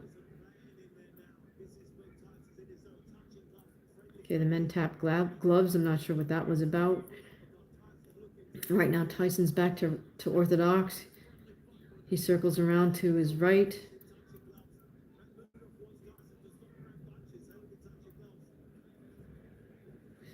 And Makhmudov with a big charge forward, overhand right attempt. Tyson pivots out of the corner, turns around, throws a body shot. And again, the men tap gloves. So is this just a little bit too friendly for me? I don't want to see fighters tapping gloves a lot. It's not sparring, it's a fight. Wait till the final round when the ref makes you tap gloves. Because you're not friends right now.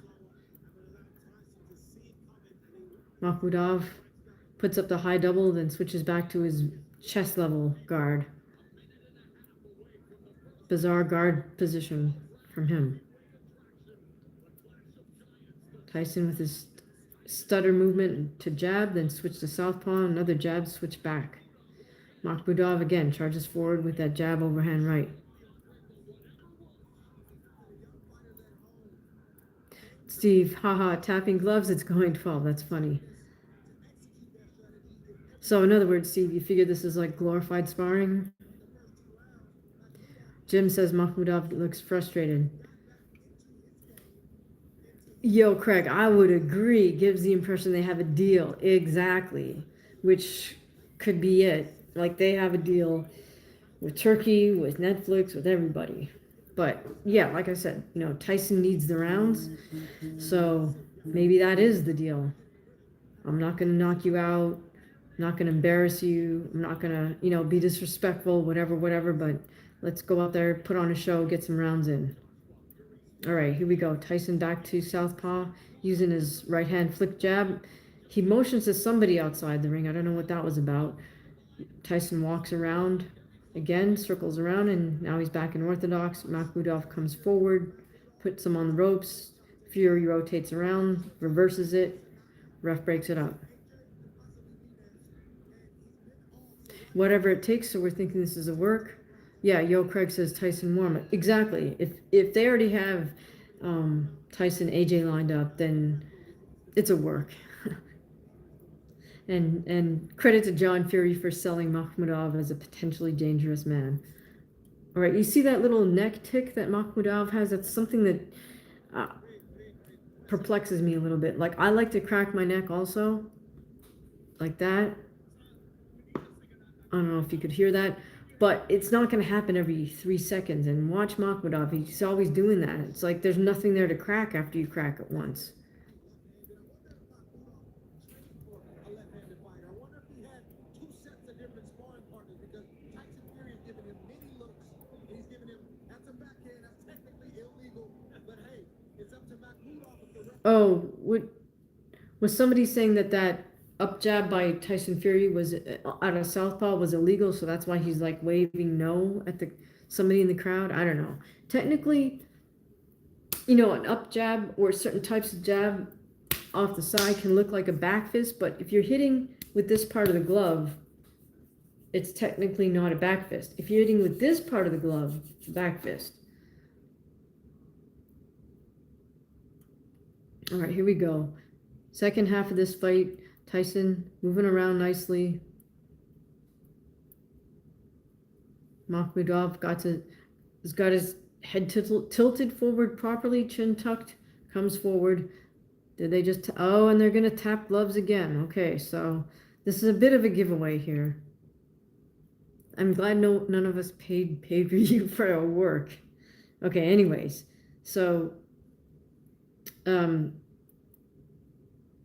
David Hay gave Makhmudov the first two. I would also give, well, he made the second one even.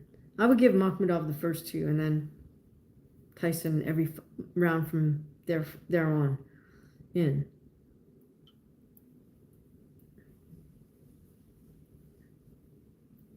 Again, Makhmudov wades forward with a jab, overhand right, gets Tyson to the ropes and tries to hold the ropes to keep Tyson there. Tyson circles off and the ref separates him. Back to center ring. Tyson's still light on his feet. Tyson is using that stutter motion. I mean, that stutter motion is a very effective way to feint without actually having to expend any energy throwing your hands.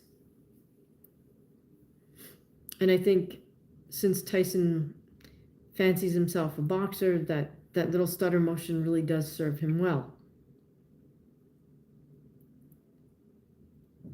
Nice double jab right hand by Tyson, but he did get caught right after that sequence by Makhmudov, and then Makhmudov forces him against the ropes.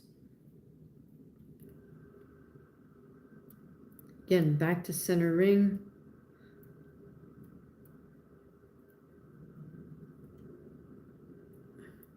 Makhmudov, jab, overhand right, puts Tyson on the ropes. Underhook, overhook. Jim says, I don't see Tyson beating AJ. Yeah, I don't know where AJ is at this point. So, in effect, I feel like AJ's more damaged than Tyson. But the bigger question, you know, we just have to see if that fight actually gets made. And the problem with it getting made is that it's not even about Tyson and AJ. It's about all the other interests.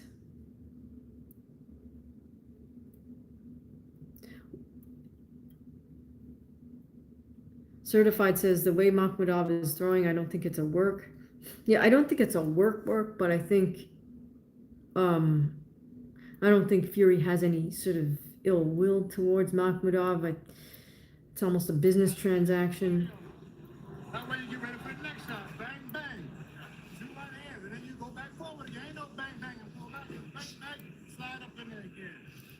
All right, so Sugar Hill is basically asking Tyson to not step backward Beautiful uppercut there.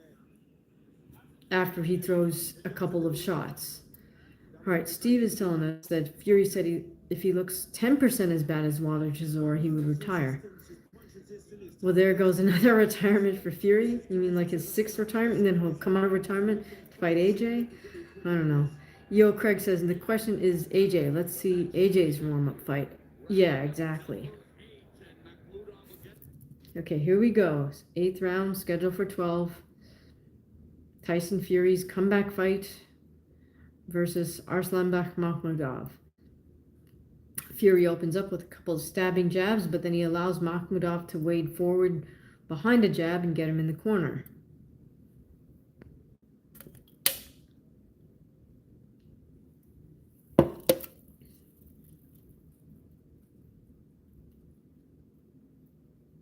So far, not a very exciting fight, is it?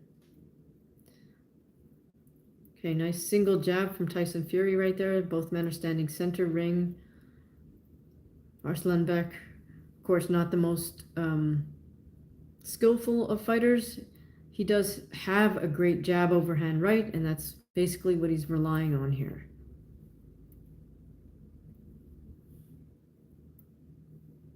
Certified, it says, I agree, but that didn't stop him from flatlining Chisora.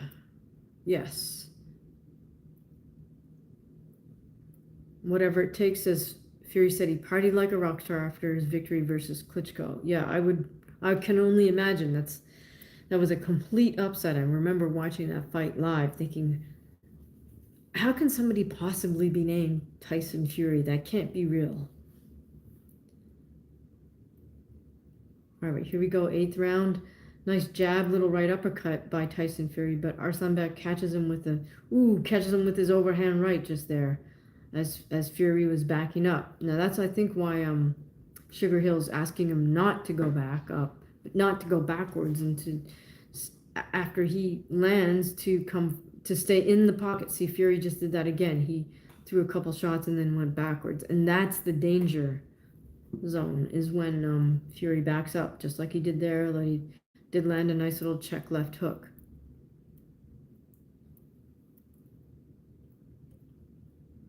Certified says Justice Hooney Clark was the most exciting fight on this card. Yeah, I'm sorry I missed that. Steve says Fury Klitschko was a terrible fight. It was pretty boring, you know. Fury managed to win though. I remember being a little bit surprised, saying, "Holy cow, this Tyson Fury kid is gonna pull this off," you know, as the rounds started to wind down. Here we go, closing moments of the 8th round, scheduled for 12 between Tyson Fury and Arslanbek Makhmudov. This is Tyson's coming out of retirement party.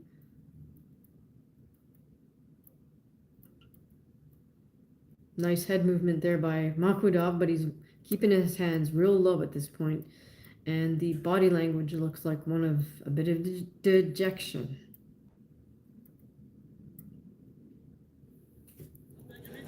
Because now you show this guy that you're tired, you go like this. No. Don't play this with him. Okay, send him a different message. Send him a lion message. Hey, good body. Mark is telling his fighter, don't show Tyson Fury you're tired. Don't show the body language that you're tired. Yo, Craig, yeah, I would agree. He's gassed. His trainer knows he's gassed, and he's asking him to use the body language to not show that he's gassed. Steve said agreed on Hooney Clark. Good speed and skills for big boys. All right, I got to check that out for sure.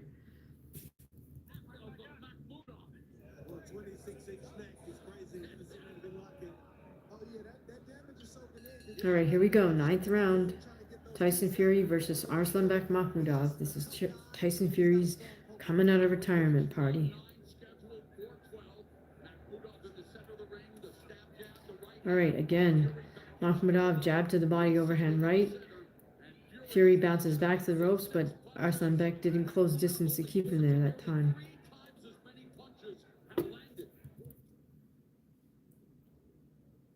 Tyson with plenty of just flick jabs, circles around, but Arslanbek manages to grapple. Tyson circles out.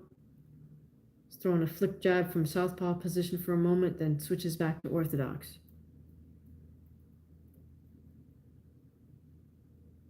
Certified says Makhmudov is out of gas. He's done.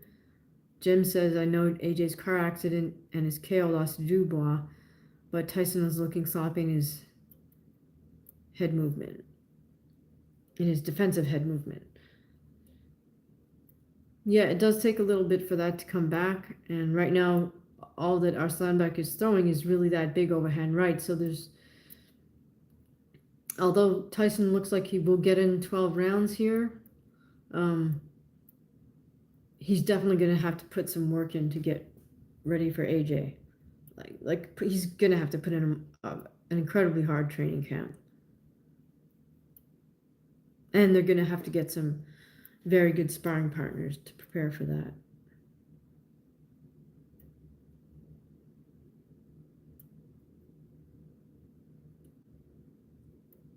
Notice how Fury lands a couple jabs, but then he just steps in, and that's when they clinch up.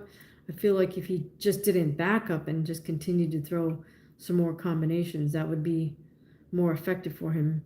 Here he's allowing Makhmudov to get back into it by because Makhmudov is able to wade forward and throw that jab overhand right. Ref separates him, walks him back to center ring. Tyson Fury with an up jab from Orthodox. Tyson Fury tries a 1-2 and then misses with that right hand, pushes Makhmudov down to his knees. Ref lets him stand back up. Again, Makhmudov misses with his big overhand right, but ties up Tyson Fury. Fury tries for a big left hook on as they're tied up, but does not quite connect. Switches to southpaw. Makhmudov ties him up again, presses him against the ropes. It's a good way for Makhmudov to get a rest. Tyson Fury from southpaw, jab, left body shot. Did that body shot go a little low there? Makhmudov walks very slowly back to his stool.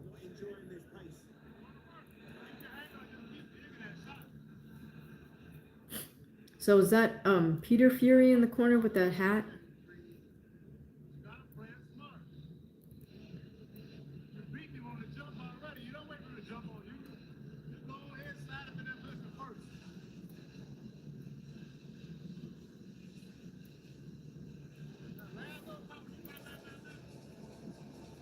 Tyson Fury doing what he's been doing for most of this fight. Whatever it takes, says ESPN and Yahoo have it 78-74 for Fury after 8. Yeah, I would only give Makhmudov the first 2 rounds. Steve says add a nutritionist for Fury versus AJ for sure. I mean, right now Fury's looking a little thick around the middle. But he said this training camp he wasn't doing any of that stuff. Like it wasn't having a strength and conditioning coach or anything. I don't know. Fury looks like he's on a pancake and syrup diet. That's hilarious.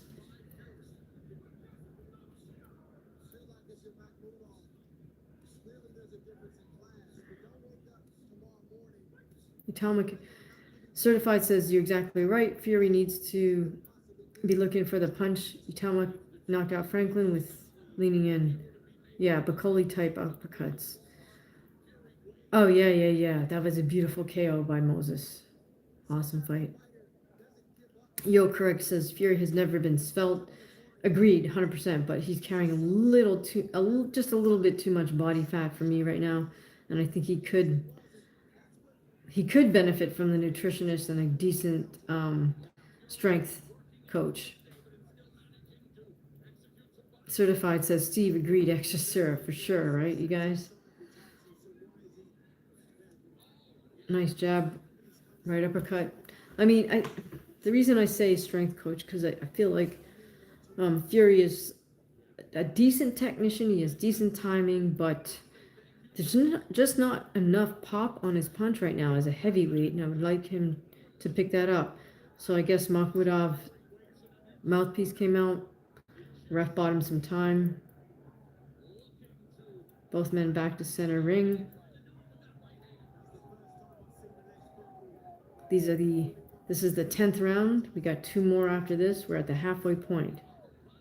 Standing toe-to-toe in the center ring, we have Makhmudov versus Fury. They're tied up, but they're trying to throw punches with their free hand.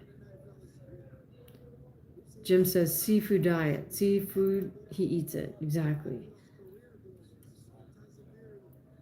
Tied up on the inside, Fury's still trying to throw body shots. Oh, nice little lead right uppercut by Fury, but straight away to the clinch. 1 minute left in this 10th round. Nice little left hook by Makhmudov, and then he ties up. Walks Fury back to the ropes, leans on him. Fury's blowing a little bit as well, so Makhmudov's not the only one that's gassed. Again, they clinch up and throw punches to the body.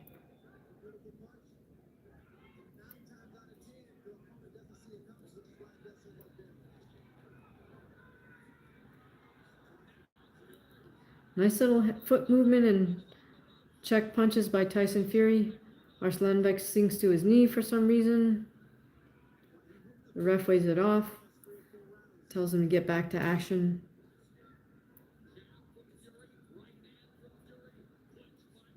Jab right hand by Fury.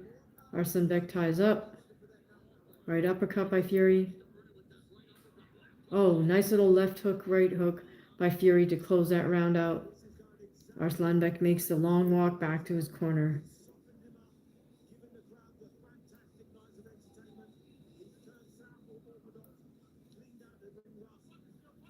Certified, that's very funny. Young Tyson was in shape, post-tainted wild boar from the suspicious butcher meat. Tyson has looked different. That's very interesting.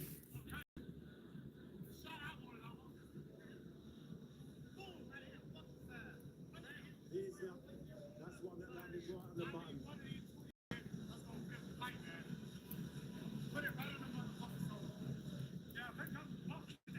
Okay, so I'm not sure I'm understanding what Sugar Hill just asked for. I guess he wants more of those uppercuts.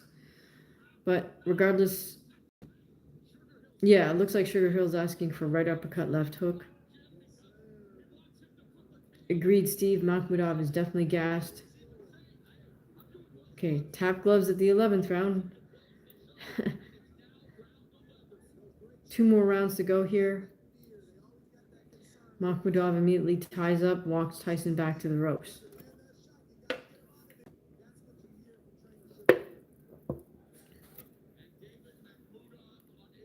Certified says he's got the memo. Uppercut cheat code activated this round. Okay.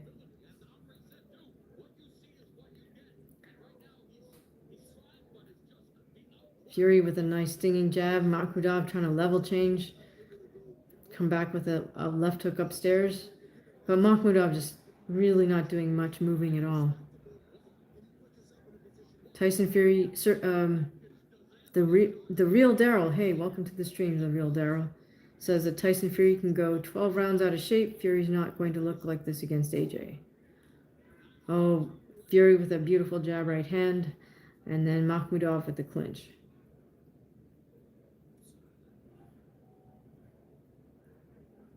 Again, Fury back fist jab. Then they tie up.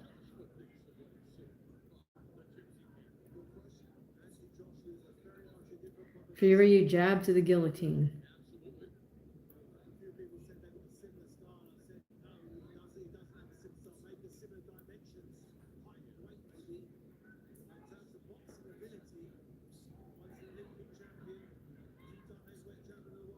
Oh, big overhand right attempt there by Makhmudov. Fury with the flick jab, right uppercut to the body, but Makhmudov walks him back to the ropes. Again, Fury with flick jabs out of southpaw. Back to righty as Makhmudov circles around. And Tyson with the flick jab, right uppercut.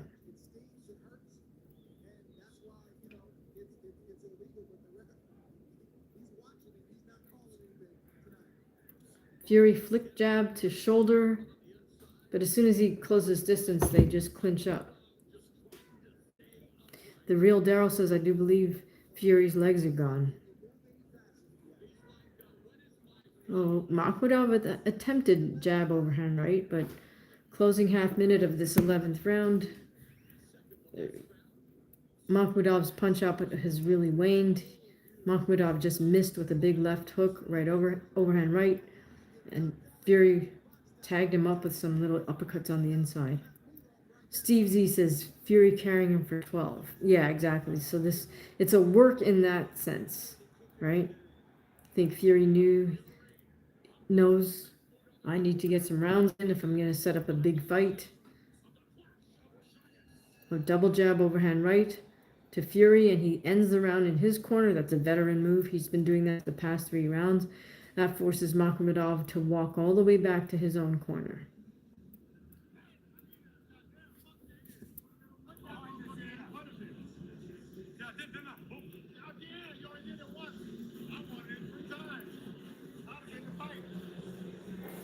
All right, so I can't figure out what Sugar Hill was saying. He wanted Fury to do the same combination. Was it uppercut hook? I don't know if it's uppercut hook out of southpaw or righty, but I guess Fury's saying, hey, I did it, but Sugar's saying, hey, no, you only did it once. I wanted it 3 times. Well, at the age of 37, after another Okay, not sure what Mark said to Makhmudov. Oh, big.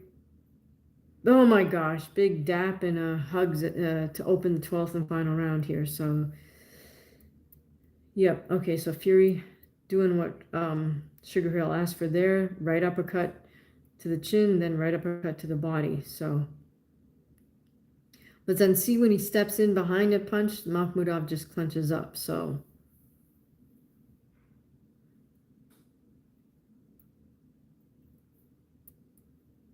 that's funny. Certified says it looks like Makhmudov is carrying them both. Literally, to me, he's holding like Jake Paul or prime John Ruiz. That's funny. I remember John the Quiet Man Ruiz. All right.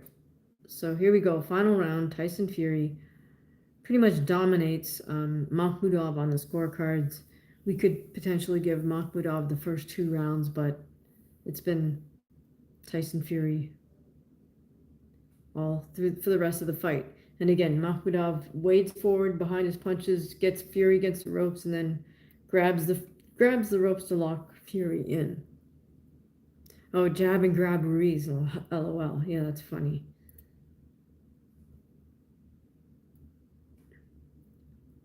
Okay, so I'll give Tyson credit for trying to execute what Sugar Hill asked for, which was an uppercut left hook, or uppercut hook, I suppose, whether it's righty or lefty. I suppose Sugar Hill will give him credit whether it's right-sided or left-sided. But here, I don't think that's what Sugar Hill wants to see, which is Tyson taking steps backwards. A little grappling here. About a minute to go here. Okay, again, Fury threw that right uppercut. Now banging to the body with that right hand. Big overhand right. Oh, big uppercut snaps Makhmudov's head back. Hook by Fury. Flick jab.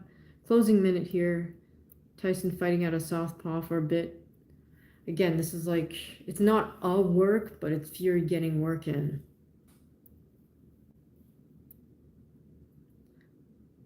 Flick jab, right hook. Flick jab, right body shot by Fury. And these flick, out of southpaw, you notice he tends to flick jab more than actually stab jab. Again, flick jab by Fury. Flick jab swat. Because it's not really a right hook. Now, I actually think that is what had people saying that there's something up with Fury's floppy jabs, because in southpaw he flicks and then his hook is a total swat. There's no knuckles in that right hook of his. And then the bell goes in, Fury raises his hand straight up in victory. The men are all hugs at the end, hugs and smiles, kisses. Oh my gosh, that's hilarious. Well, guys, that was Fury getting paid to get to knock the rust off, because clearly there was no sort of ill will there. Both men go over to their opponent's respective corner. Tons of respect being shown here. I mean, the thing is, Makhmudov knows, Fury knows that this is Makhmudov's biggest stage, his biggest payday, so of course Makhmudov's going to be grateful to have the opportunity to dance with somebody like Tyson Fury. Whatever it says, those two need to find a room. I get it. Yes, exactly, the real Daryl. Everybody gets paid and goes home happy. That's exactly what this was. It sets up the next thing, which is the potential huge money fight between Tyson Fury versus AJ. All right, you guys, do you want to stick around? I don't think we need to stick around for the final decision, but we're just over a 2-hour mark. I'd be happy to hear from you guys. Let's spend another couple of minutes and hear your final thoughts on this fight and what you're looking forward to next in terms of whether it's a UFC fight or boxing. An actual scheduled boxing fight, because that gives me an idea of what lives I should try to do. Yeah, exactly, yo, Craig. Fury got his workout and Mach made some money. 100%. I mean, even if Tyson had to take a pay cut for this fight, it would be worth it because he knows this is what's lining him up for the big money fight.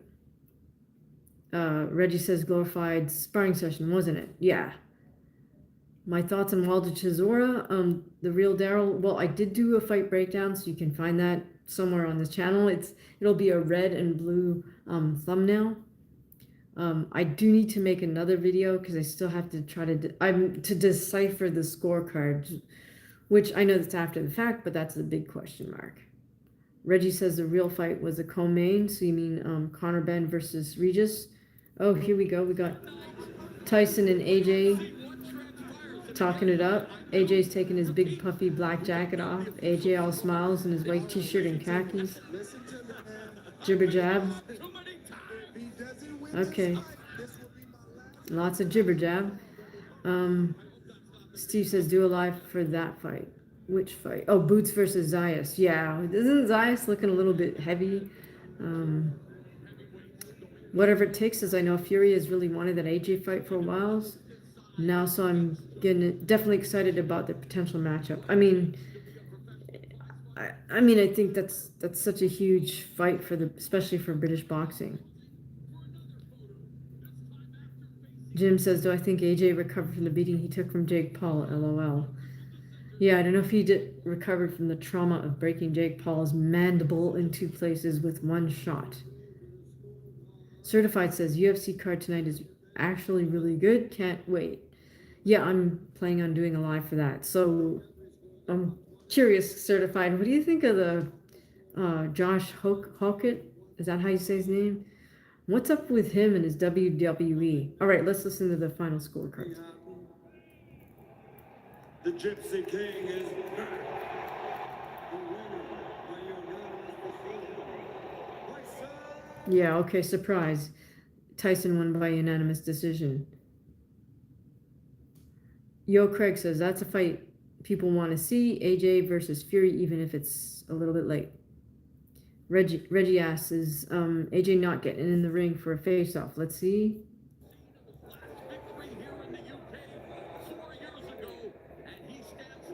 How much do you think Makhmudov got paid?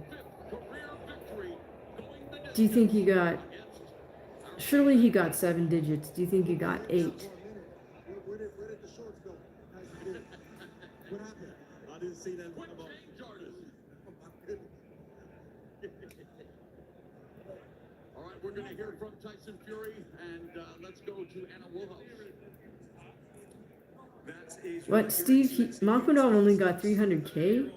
In the night, and you said you would have a boxing fight for us that would shake the boxing landscape, that would set the boxing world ablaze. Yo, Craig says he got 1 mil. To tell the boxing fans watching around the world what that surprise is. Exactly. It is the time. Huh, Frank? Eddie? It is the time. Oh, Turkey's Come on, Eddie. Come on, Eddie. saying, come on, Eddie. Turkey is funny. Tyson. Tyson. He's the next. Oh, Turkey's pointing. Thank you everyone for coming out tonight. I really appreciate AJ's sitting down, everybody else is standing up. That's funny. 16 months out and we fill up Tottenham again. Tyson is addressing the crowd. Whatever it takes, you're very welcome for the live. Thank you so much for attending. Remember, you guys, big thank you to Carlos for the super chat. I understand money can be tight at times. Anytime you want to support our channel, you can join as a member for $3 a month. You can leave us a super chat on the live, or you can leave a super thanks on any video. Oh, but here we go. Of course, Tyson's calling out AJ. AJ's just sitting there nodding. AJ looks completely unmoved. He's just sitting there in his khaki suit and his track suit and white t-shirt. This is the surprise. Are we going to see this fight? It is not my call. It is his call. Oh, Turkey says it's not my call, it's AJ's call. Anthony's a serious stare there as he stares down a potential opponent. And Anthony looks so serious. Whatever it takes. Thank you so much. You're the best. Appreciate you. Please do subscribe, hit the thumbs up. Who's he gonna fight tonight? Yes, Anthony does look furious, Tyson, but he has the mic. chaser. Hmm. I can't hear you. Give him this mic. What did he say? Tyson, I've never had no problem getting in the ring with you. I punched you up when we were kids. And after watching you here tonight, I'll punch you up again. With all due respect, tonight is your night. And you know I'll sit across that ring from you in due time. You ain't gonna tell me what to do. I've been chasing you for the last 10 years. When you're ready, you come and see me and tell me your terms and conditions, and I'll have you in the ring when I'm ready. I'm the boss. AJ say, hey, I'm the boss. I'm not doing it when you want to do it. You're gonna do it when I want to do it. He also said, hey, that he basically beat him up when they were kids. So I don't know. Thank you, Reggie. Tyson is a clout chaser. Do not run from me this time. 10 years in the making. Let's fucking dance. Certified says you didn't catch my Josh Hokett reference. No, I didn't, because I mean, Dedicated this fight. educate me there. And Ricky to hit Manhattan. May he rest in peace forever. There's only one Ricky Hatton. Oh, now Tyson switches off to singing There's Only One Ricky Hatton. Okay. All right. I apologize. Christopher, is it Christopher? I missed your question. What's the longest you've jumped rope in hours a day? I don't jump for hours a day. I mean, the most I've jumped is like, probably half an hour. Yeah, I can't really recall jumping any longer than that one, than half an hour.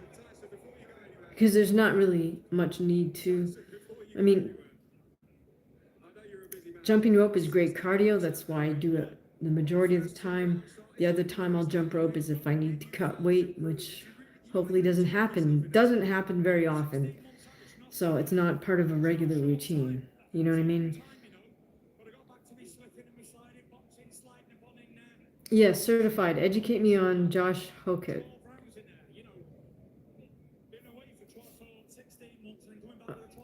So did Tyson pretty much admit that he wanted to move around for 12 rounds? That's 10 times better than a not one round knockover against the bum. I just took out there the number 5 ranked contender in the world with ease. Tyson, enjoy your time. You've lit up this crowd with talk of the Anthony Joshua fight. Absolute pleasure. Back to you, Michelle. Oh yeah, that's right. Certified. He did keep saying, "Am I right, Miami?" Yeah. Okay. I did check the press conference a bit. I'm gonna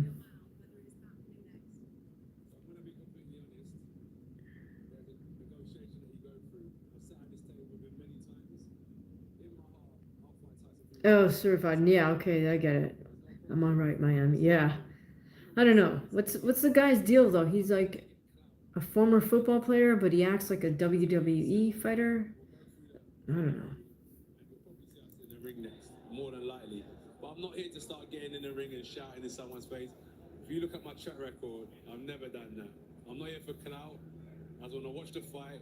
I saw, and I know what I've got to do when I get him in the ring. That's fair enough. I think from a fan's point I of like view. that. AJ's very calm, cool. Says he's not getting in the ring. He's not a clout chaser. That's cool. And quite obviously, some of the rivalries, greatest rivalries in the sport, haven't happened. The Lennox Certified says I approve Josh Hokett. to happen. If it does happen, He doesn't have muscles. He doesn't have social medias. I see. Okay. So he's doing what he has to do. Exactly. Look, Respect. He talked this way into a huge fight fast. Okay. Fair enough. this drunk for the last 13 years. It's on him, innit? He disappears, comes back. I'm standing strong, so that's why I'm not here to chase fame or chase hype. I'm a real person. I'll fight whoever's in front of me, whether it's him or the next person. It don't matter to me. And I'm always in big fights. It's just my Certified says that Hokett is just a pure clown, and in MMA that works. we've seen you right here at Tottenham. Very interesting. I mean, I don't really want to watch him fight, but I guess I'll see him fight. You know what I mean? Because I want to watch that card tonight. good question. Do you remember CM Punk? That was a disaster. We'll see. I was just in a serious incident Oh, that's funny. Certified said boxing that would get you jumped by an entourage at a press conference. Yeah, they take that stuff a little too seriously. Of course, if he was smaller and fighting one of the Diaz brothers, he'd get water bottles pegged at him from across uh, across the auditorium or something. Once I'm 100%, I'll be ready. 100%. That's what I do. I run the game. You know, I run the game. Everyone AJ's saying that he runs the game, so he's not going to chase Tyson. He's not going to get, which explains why he didn't want to get in the ring, you know. What you just said there, though, it puts everything into context, doesn't it? When something happens terribly in your life and you go through a tragedy, it does put everything into context, and you're very much allowed to take a minute and do what is right for you. I have to. Oh, okay. Thanks, certified. Yeah, CM Punk, in spite of all his training camps with top people, could not fight. But okay, interesting that Hulkett can really fight. I've got to kind of put that first. That's my priority right now. Tyson Fury. If he's serious, you'll see him in the ring. I'm a very serious person. You'll see me in the ring 100%, whether it's against him or not. The ball will be in his court. I feel like this answer I feel like we're gonna spend 6 rounds just talking about AJ Fury. I'm not here to clout chase. And once my name Steve says last AJ real fight he got knocked spark out by Dubois. Yeah, he got badly beaten by Dubois. So, until the sign, until the first bell goes, there's no fight. I've been here 3-4 times with Wilder and Fury. This is boring to me. For guys at home, it's exciting. New fans, the interesting thing is they both beat Klitschko, right? it's no problem, honestly. I like his fighting style. All right, Chubby Sifu. I don't know if you could really knock out anybody, but that's it, going off what you've seen tonight. that's cool. What happens going off what you've seen tonight? Start Art says they should have a Masters Division boxing. Yeah, well, they do in amateurs.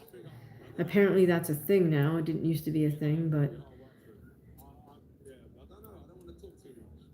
I just know you're a lot of hard work. Reggie says AJ saying the quiet part out loud that Wilder and Fury ducked him at the peak of his powers. That's funny. So good to see you at the big fight night as well, ringside. Good to see you. Good to see you.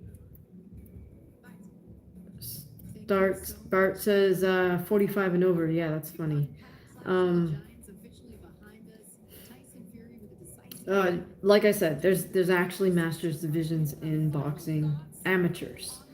You can, I guess there's probably 30 and over, 35 and over, etc. 40, 50, 60. I mean, there's guys that can do it all the way past 60, so 70.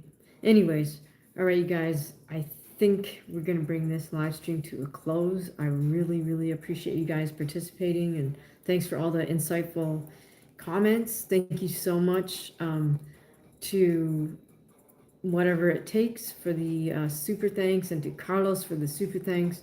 Every penny helps you guys, so whether it's a jewel, you know, one of those gifts, whether you just hype the videos, I'm not even sure how to do that, but there's a way you can hype my videos. Please do subscribe, like, and hit that bell so you can tune in for our next live, and you know when new content is uploaded to our channel. So I'm going to say bye for now. And you're more than welcome, Reggie. Thank you, guys. Oh, Certified says Hookett has good reflexes and chains things together. On paper, he should get smashed by Blades, Curtis Blades, but he may pull it off. You're picking Hookett by knockout. All right, Certified, we will see. So, guys, hit the bell, and I will see you in the next live, which will, God willing, be for the UFC tonight. Thanks.